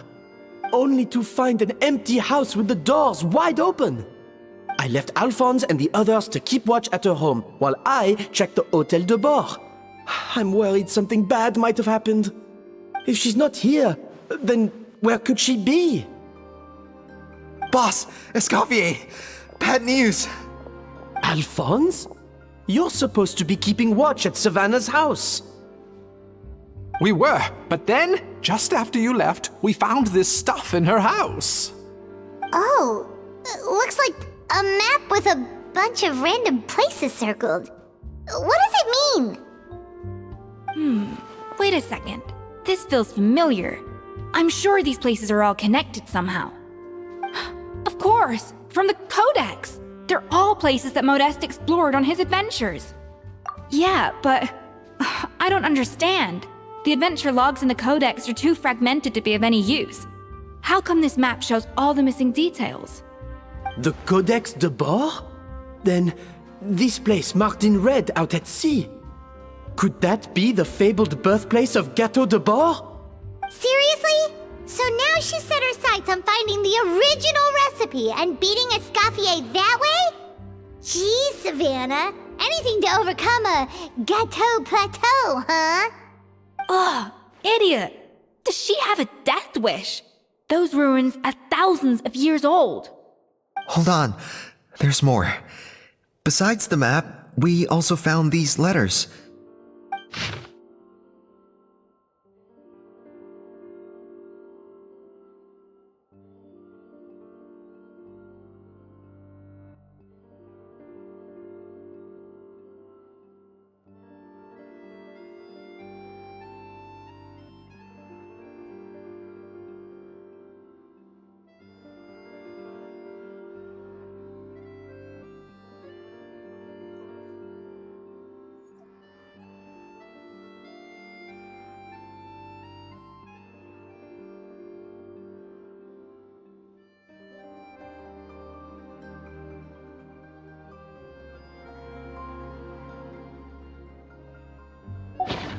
It was you. You let the Lumaline through, didn't you? It sounds like a threat letter. Does this mean that Savannah was responsible for the safety incident? And not Monica after all? Retrieve the Codex by any means necessary. So the cooking contest and the cheating. Someone else was behind her pulling the strings? She's keeping the true recipe to herself. Ugh, this is all such a mess. Paimon needs a second to process this. First, we thought that Savannah forced Monica to cheat in the cooking contest. But now, it turns out that someone else forced Savannah to force Monica to cheat?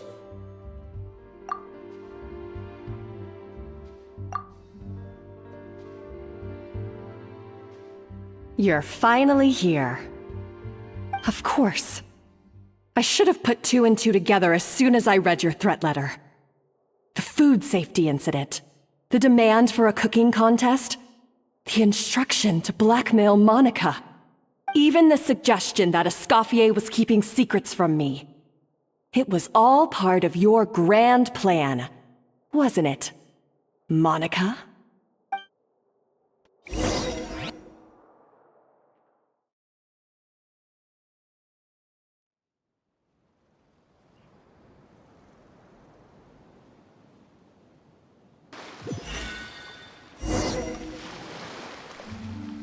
We should be getting close to the spot marked on the map. Of all the stupid things she's done, this really takes the cake. The moment we find her, I'm gonna curse the living daylights out of her.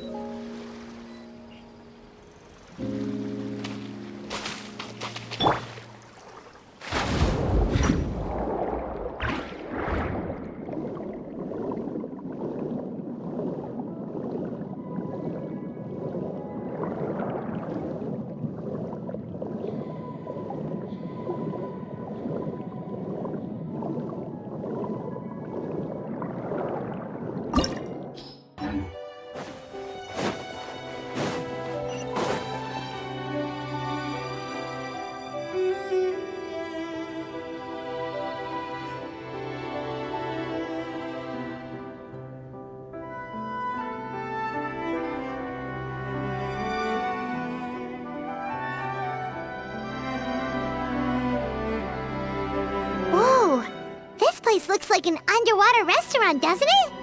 Suddenly, the idea of an adventure chef finding secret ingredients makes a whole lot more sense. I think Modest's codex mentioned this place. A public bath from the time of Remoria. So yeah, definitely the kind of place that would have served food and drinks.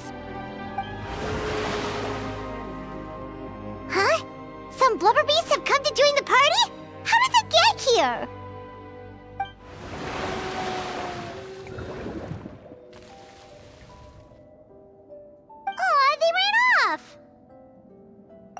That could be easier said than done. Something's blocking the entrance. Well, did Modeste mention it in his adventure logs by any chance? They must have gotten through somehow.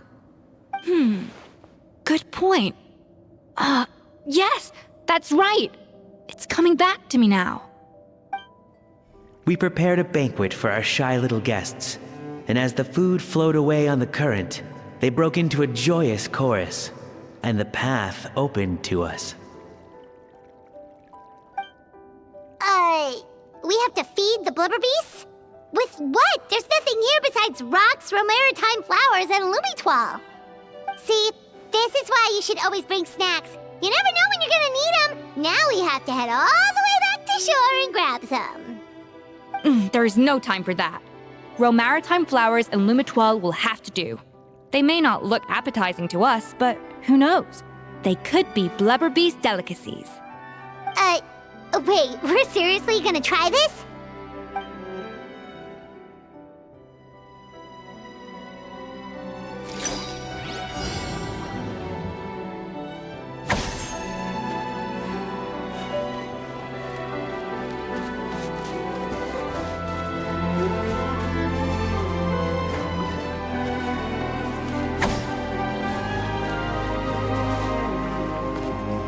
A dash of frosting!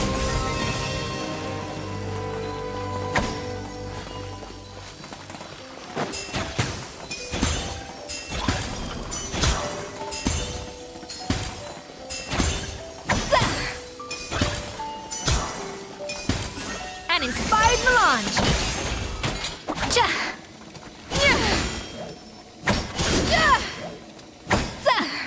Off to the freezer!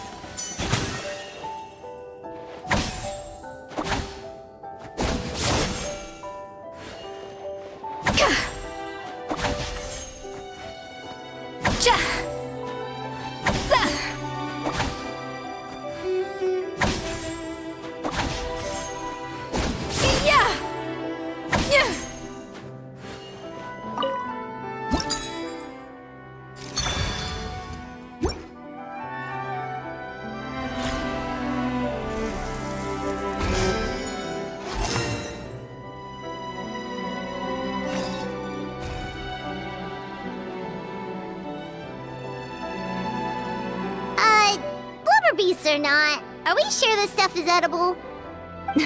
Trust me, they'll love it. Oh, good question. If we try to put them in the pool, we'll probably just scare them off again, and who knows how long they'll be gone. Yes, we can't afford to wait for them to double back. Oh, what was it that Modeste said again? Something about the food flowing away on the current.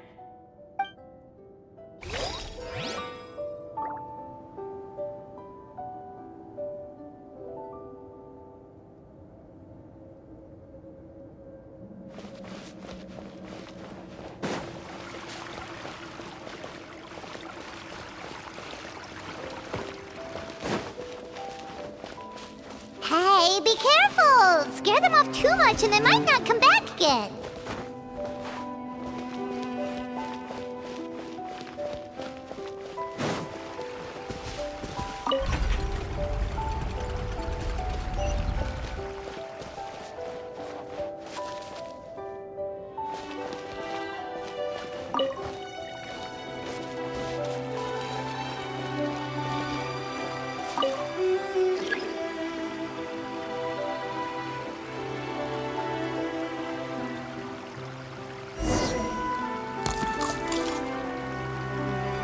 Wow, it's really singing!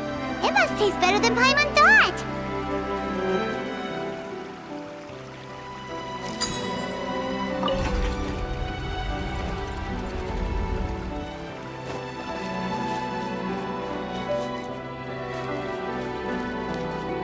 The tracks turned back again. Oh, so annoying.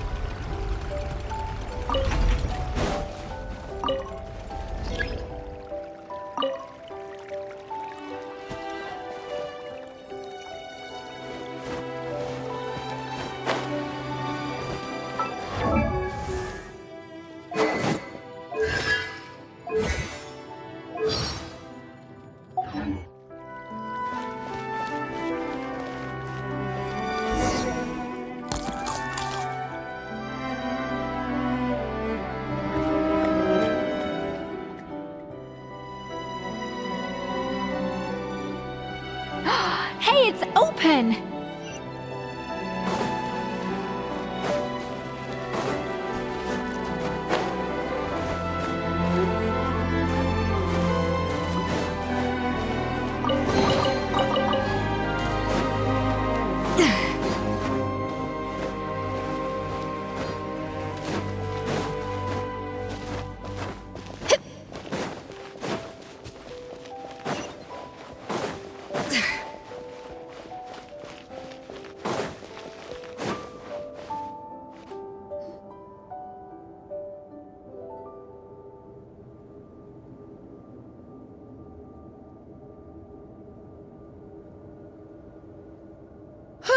Hey, give me your water.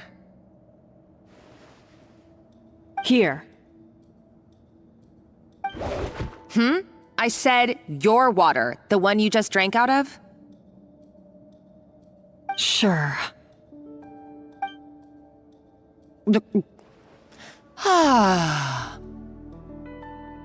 All those years slaving away under Escoffier, and then you.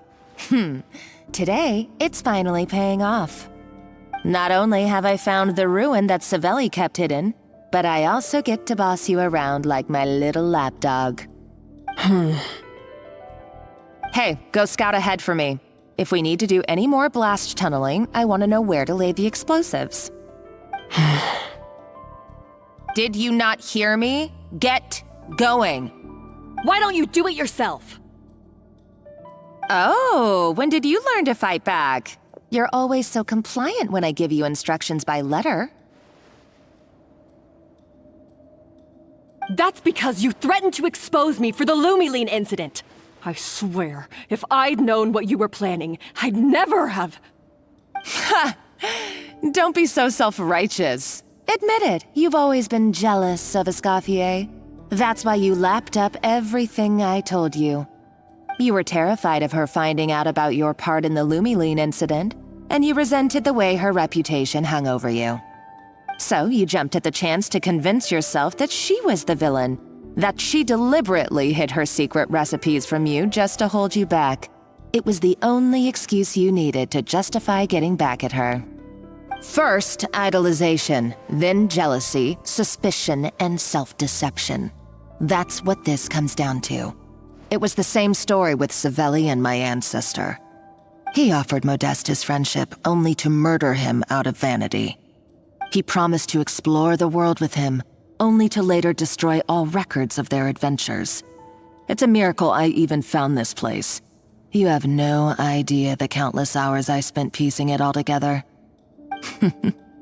So you see, you're no better than Savelli. If you can't beat him, betray him, right? I am no Savelli, nor will I ever be. Oh, put a lid on it.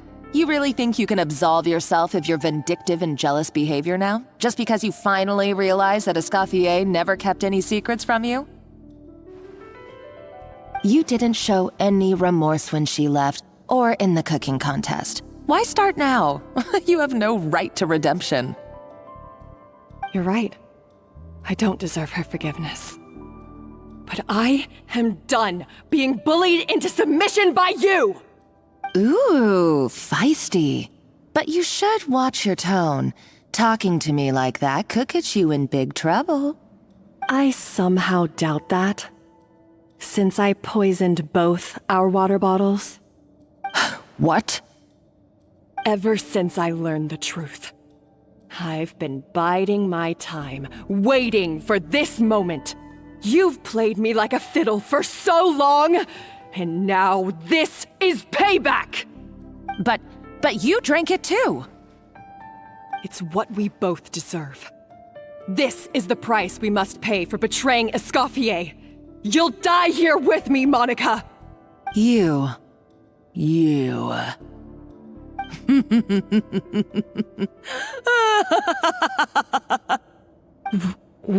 What's so funny? Oh, you're too much. I thought I'd play along for a bit just to amuse myself. You gave a very rousing performance. I saw your dumb plan a mile off. There's no poison in these bottles, just clean, fresh water. No.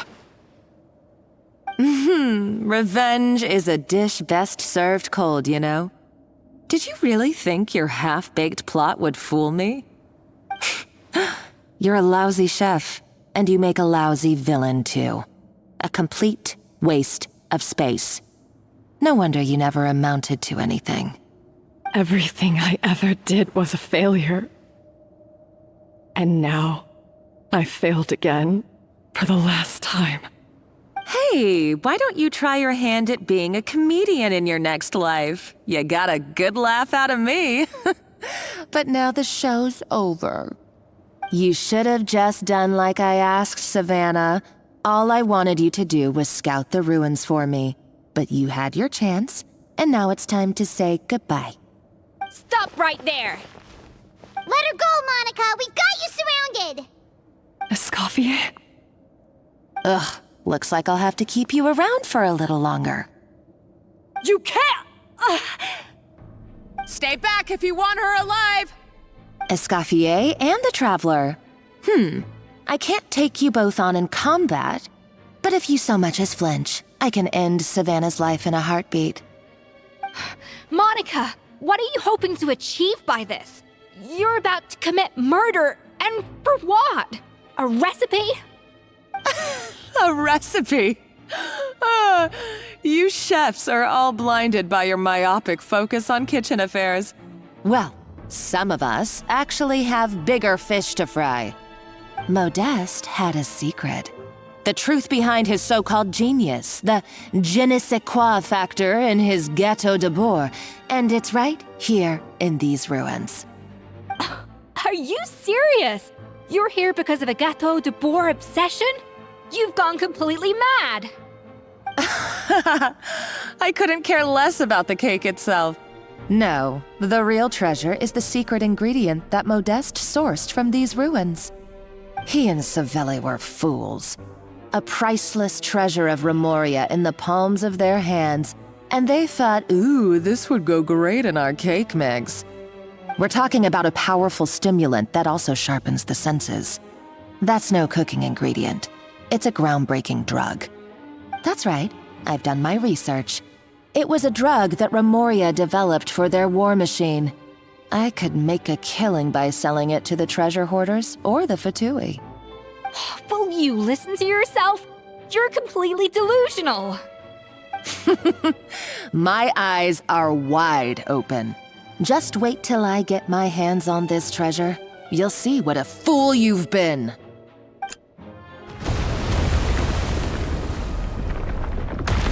Wait, what's that sound?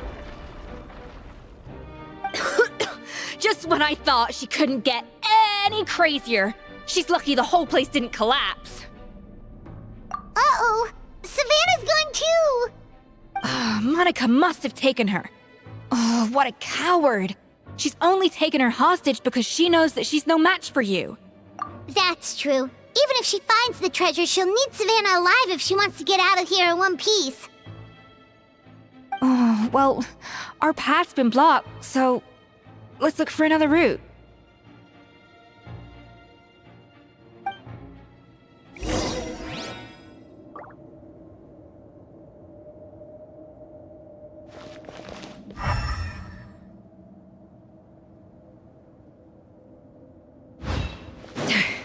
The water looks pretty deep here. Maybe it leads somewhere.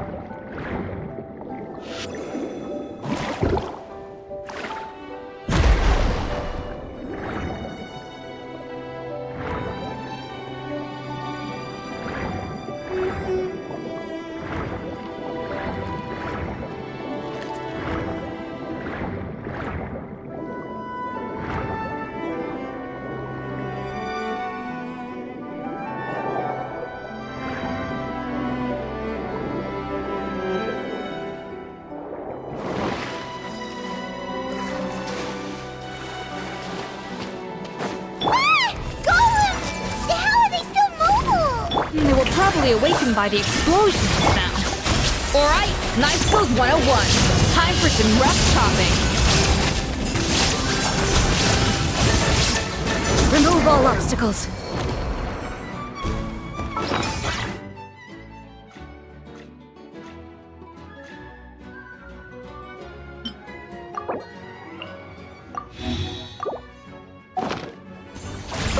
The Temple of Wisdom! Hey!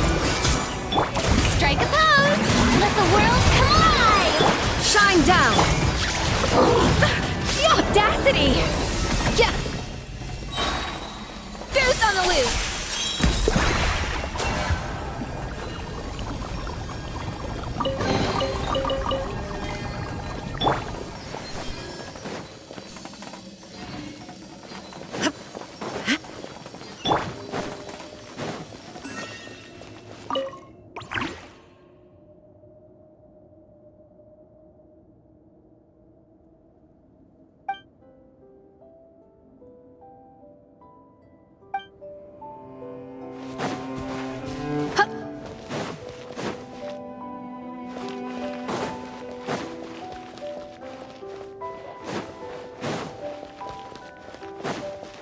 Another door?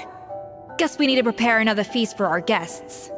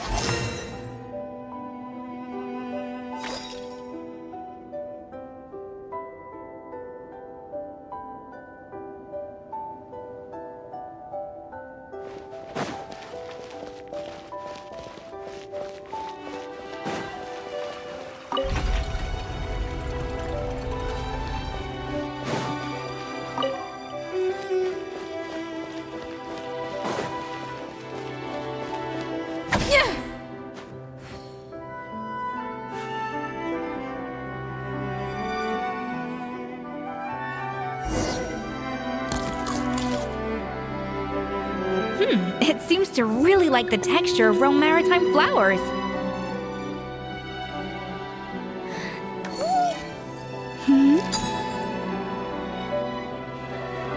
Off to the freezer!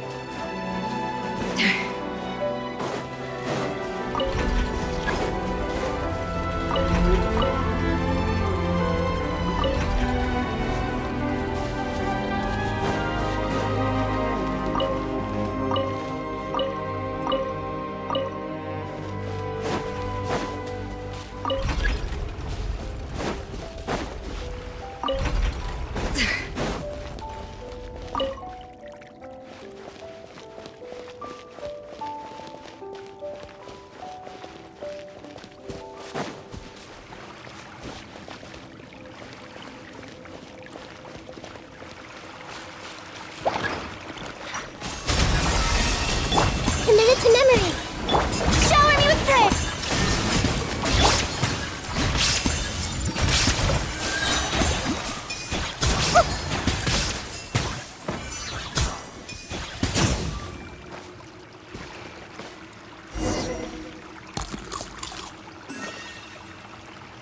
I never knew you could process Lumitwol like that. Alright, I've got to jot this down. Lumitwols and maritime flowers. This could open the door to a whole new world. Yep, that's literally the plan. Wait, hold on. Which door are you talking about?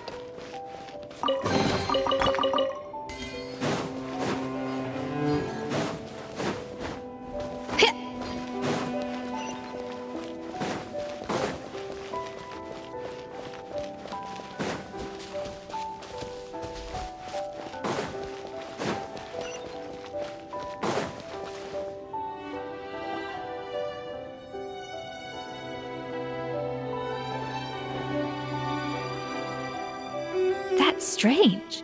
These don't look Grimoirian to me. More like last century Fontaine. Adventurers from last century Fontaine, huh? Oh, Modeste and Savelli, do you think they camped here? By the looks of it, this was a one-person camp.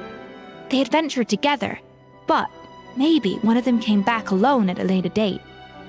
Huh, you really think so? Trust our adventurers' instincts. We're pros at this stuff, just like you're a pro in the kitchen.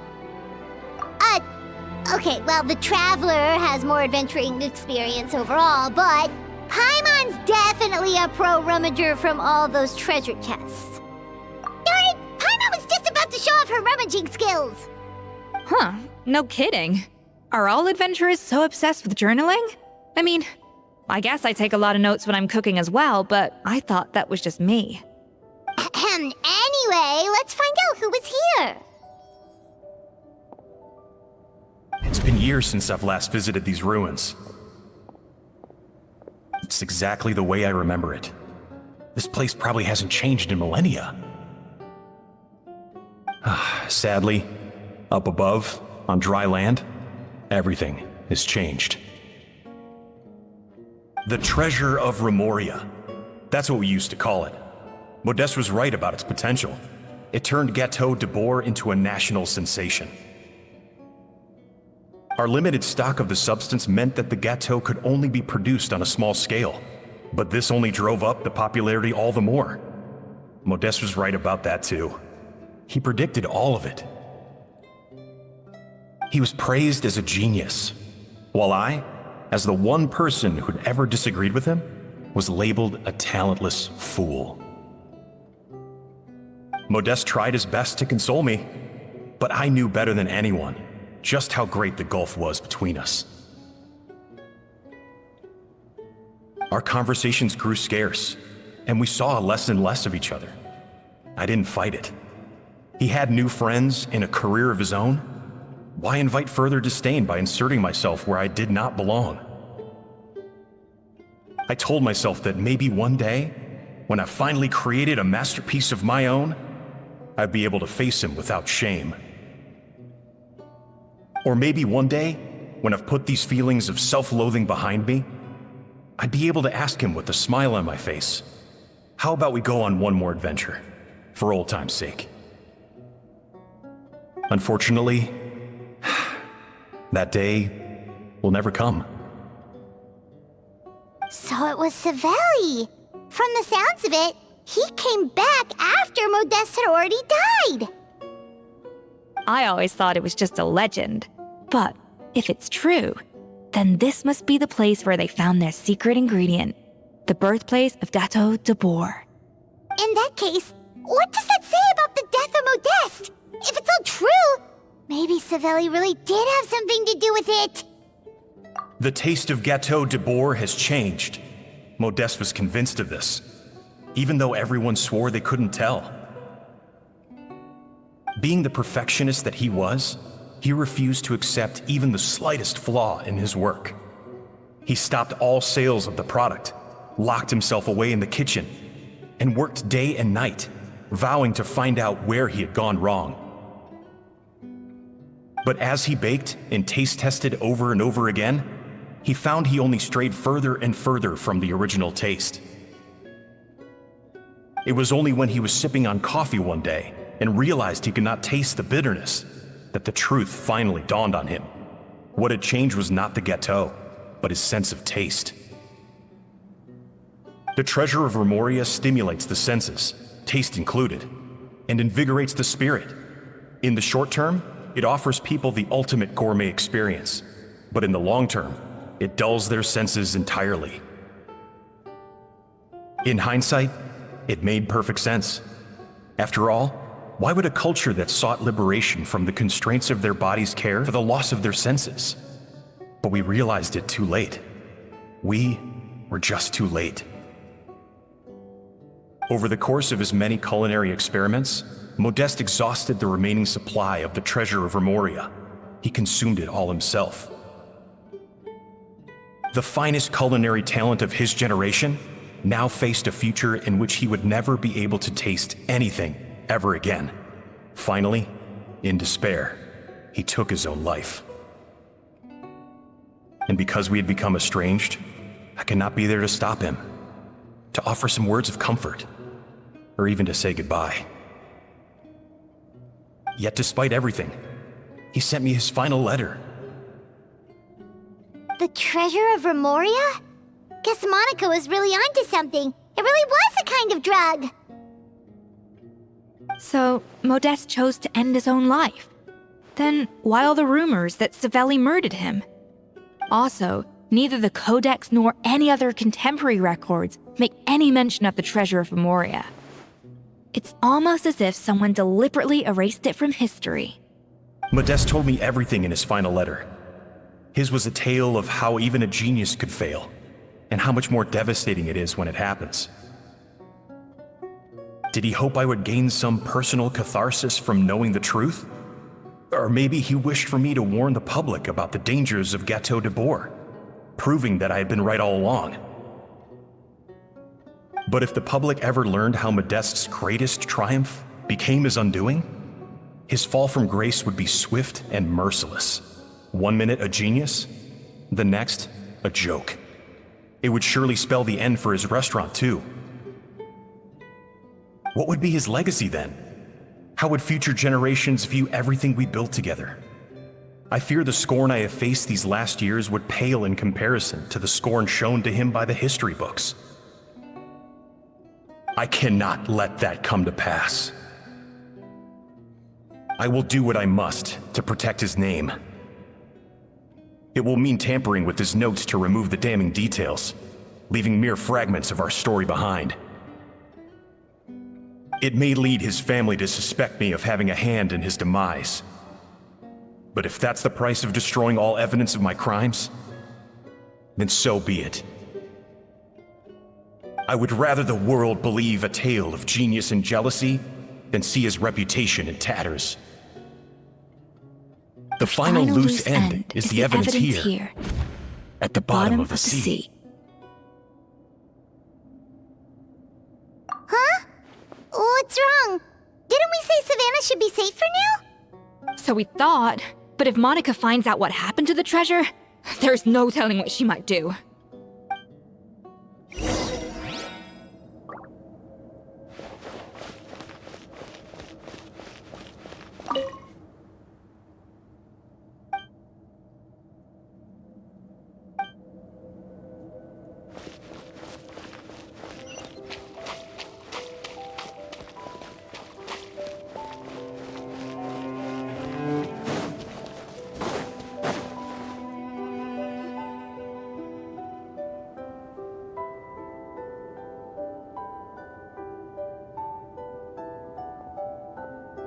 The treasure of Remoria.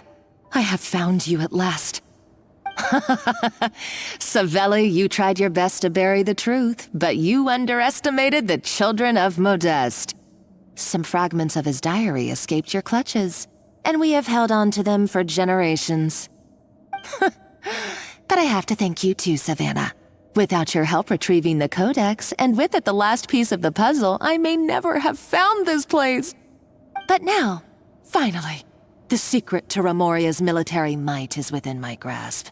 The treasure of Remoria is mine! Oh. It's empty. It's empty? Monica? Oh, we were seconds too late. Escoffier? What's the deal with that jar? Savelli's final act! He wanted to conceal the secret of the treasure forevermore and make sure it would never harm anyone again.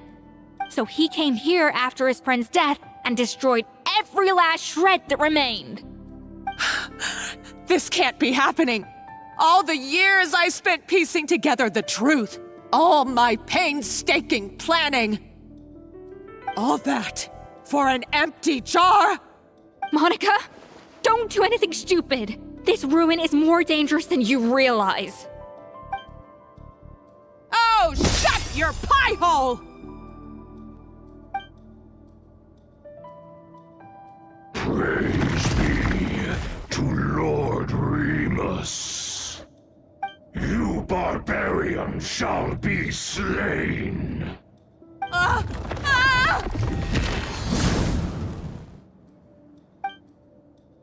She's a nutcase! A liability to herself and everyone else. Well, now it's up to us to clean up the mess she's made. Take these golems out! Yourselves a move!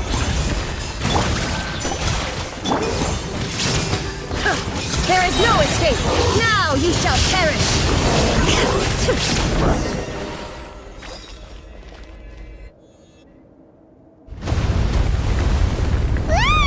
Why is this place still shaking? Either way, it's all her fault. Enough chit-chat. Let's get out of here, Traveler Escoffier, come on!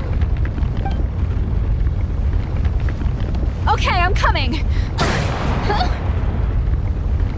Oh, no you don't. If I can't get what I want, neither will any of you.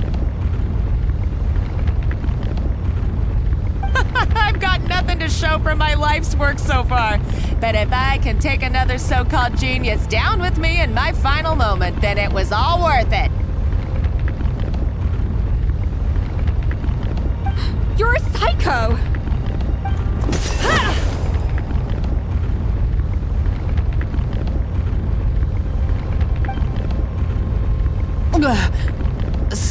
Savannah? When did you wake up?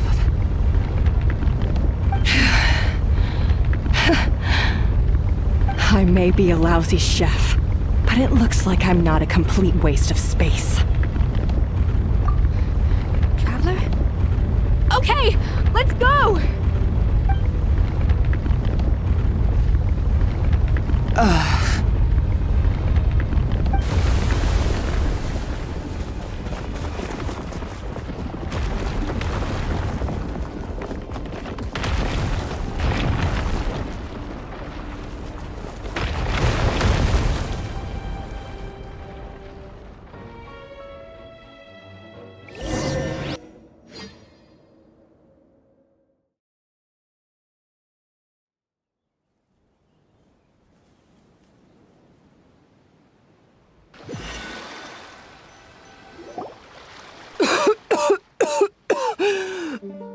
Escoffier!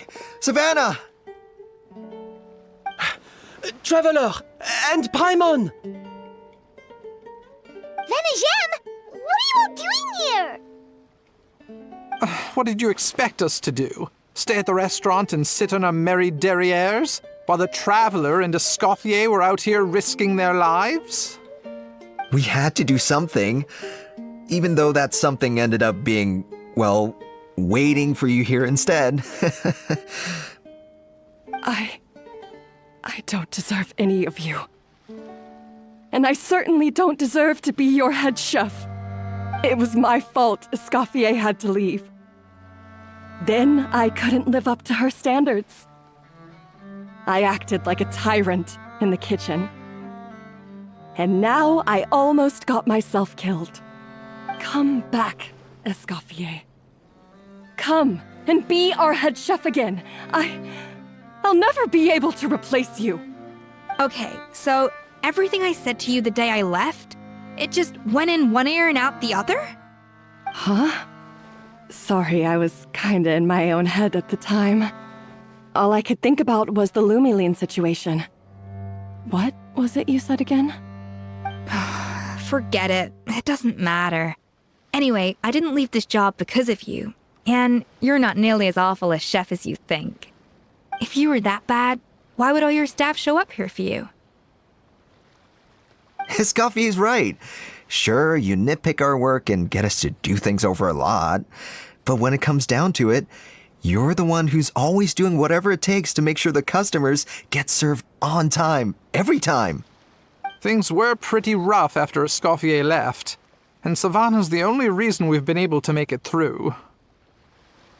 Our customers know that Escoffier doesn't work for us anymore. But the fact is, they keep coming back. If that's not an endorsement of your work, I don't know what is. At the end of the day, we're all human, and we all make mistakes. All we can do is recognize where we get it wrong and do our best to improve. That's all that's humanly possible. No, I get what you're saying, but what I did to Firmin and to Escoffier, it's unforgivable. Well, about that, there's someone else here to see you, Chef. It's been a while, Chef Savannah. Firmin? I'm so sorry. I put far too much pressure on you. And the way I stubbornly refused to go and see you after you fell ill. There's no excuse. But I'm too late, aren't I? The damage is done. I heard that you can't even hold a kitchen knife anymore. Actually, I think I'm going to be just fine. Huh? We thought Firmin's problem was purely psychological in nature. But after the threat letter came to light, it got Firmin thinking. And then he remembered the tea that Monica used to give him every night. And as it turns out, she was lacing it with Lumaline the whole time. No way! Doesn't that cause nerve damage? It can. High doses pose a risk of serious nervous and sensory complications. But if you calculate the dosage carefully, you can control the extent of its effects. A small dose might simply make a person more emotional, whether that means more fragile or more hot-tempered. No wonder it seemed like you'd lost your edge. I asked my friends at the Fontaine Research Institute about it. They said that with the low dose I was taking, the risks are pretty small. They also fixed me up with some meds and said I should recover in no time. Well, that's what happens when you give someone a little bit of hope to cling on to. There's more. We believe that Firma was likely not Monica's only victim. You mean she poisoned me too? Oh, so that's why Savannah's been so irritable this whole time! Let's not be too quick to blame everything on the Lumaline. That stuff can only amplify what's already there. So tasty food will seem like the most delicious thing in the world, while food you don't particularly care for will become utterly revolting. So you better make sure you reflect on your behavior and apologize to every single person you've wronged. I will. I'm sorry. There's still one question that's really bugging me. Why is it that no matter what I do, my Gâteau de Bourg never tastes the same as yours? Is it just... is it because you're a genius and I'm not? It's because the heating element in your oven is broken, you silly goose. What? I felt like something was off during the cooking contest. Once I got around to checking all the equipment, I noticed it right away. There was a half-degree discrepancy between the temperature setting and the actual temperature. All the ovens in the whole kitchen had the same problem, which confused me at the time, but by this point, it's pretty obvious that Monica must have tampered with them. I would have figured it out the day of the bake-off, since the issue affected both our teams. But of course, Monica sabotaged mine so that could never happen. No. I spent so long trying to find out where I was going wrong, and then you pinpoint the problem in just one night?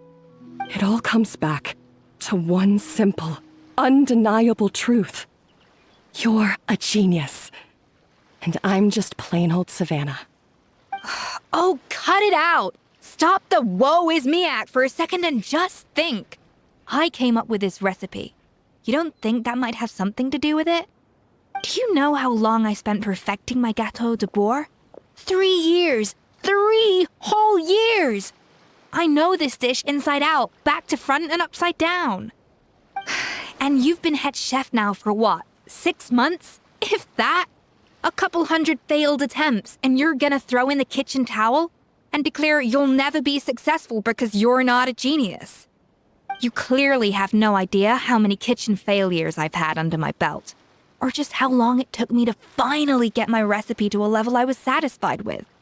Genius or not, everyone makes mistakes. Modeste did, Savelli did, everyone does.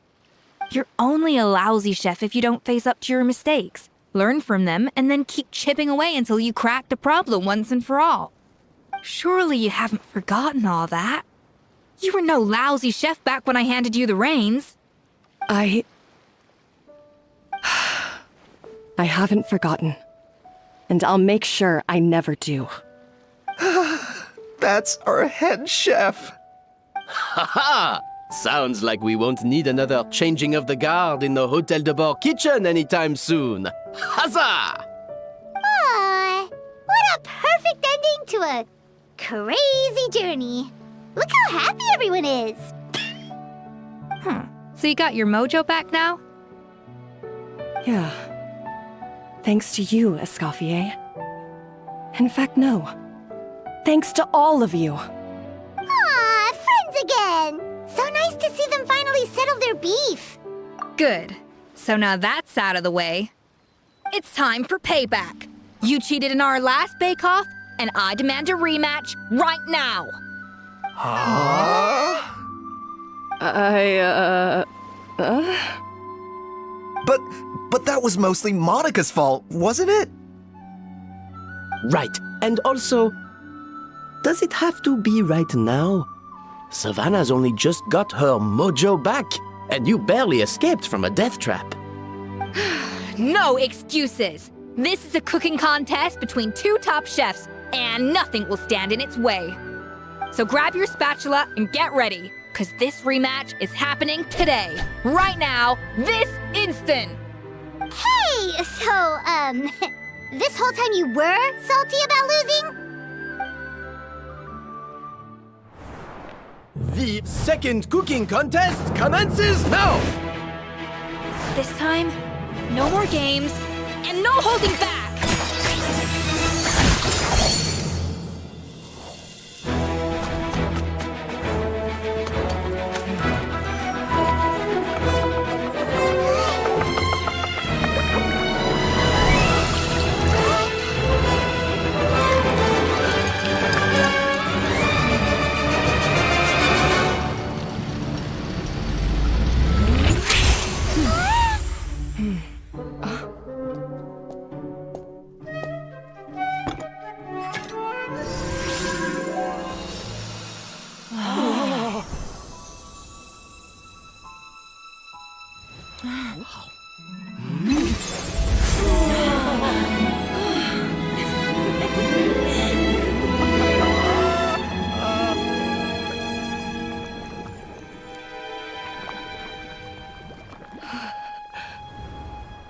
I feel like I don't have the right to be here. Hey, what are you so afraid of? You can't unbake it now. And if you don't serve it, then good or bad, you'll never find out how to improve. If you're too scared to fail, you'll never know what real success tastes like. So? Embrace your failure. Taste it. Digest it. That's the way to success. I don't know. Sounds like it's easier said than done. I'll do it.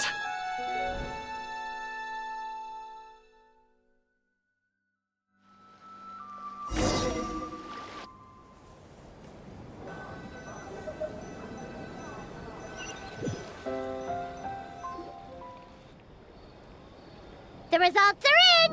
A landslide victory for Escoffier! Quite rightly, too. Piece of cake.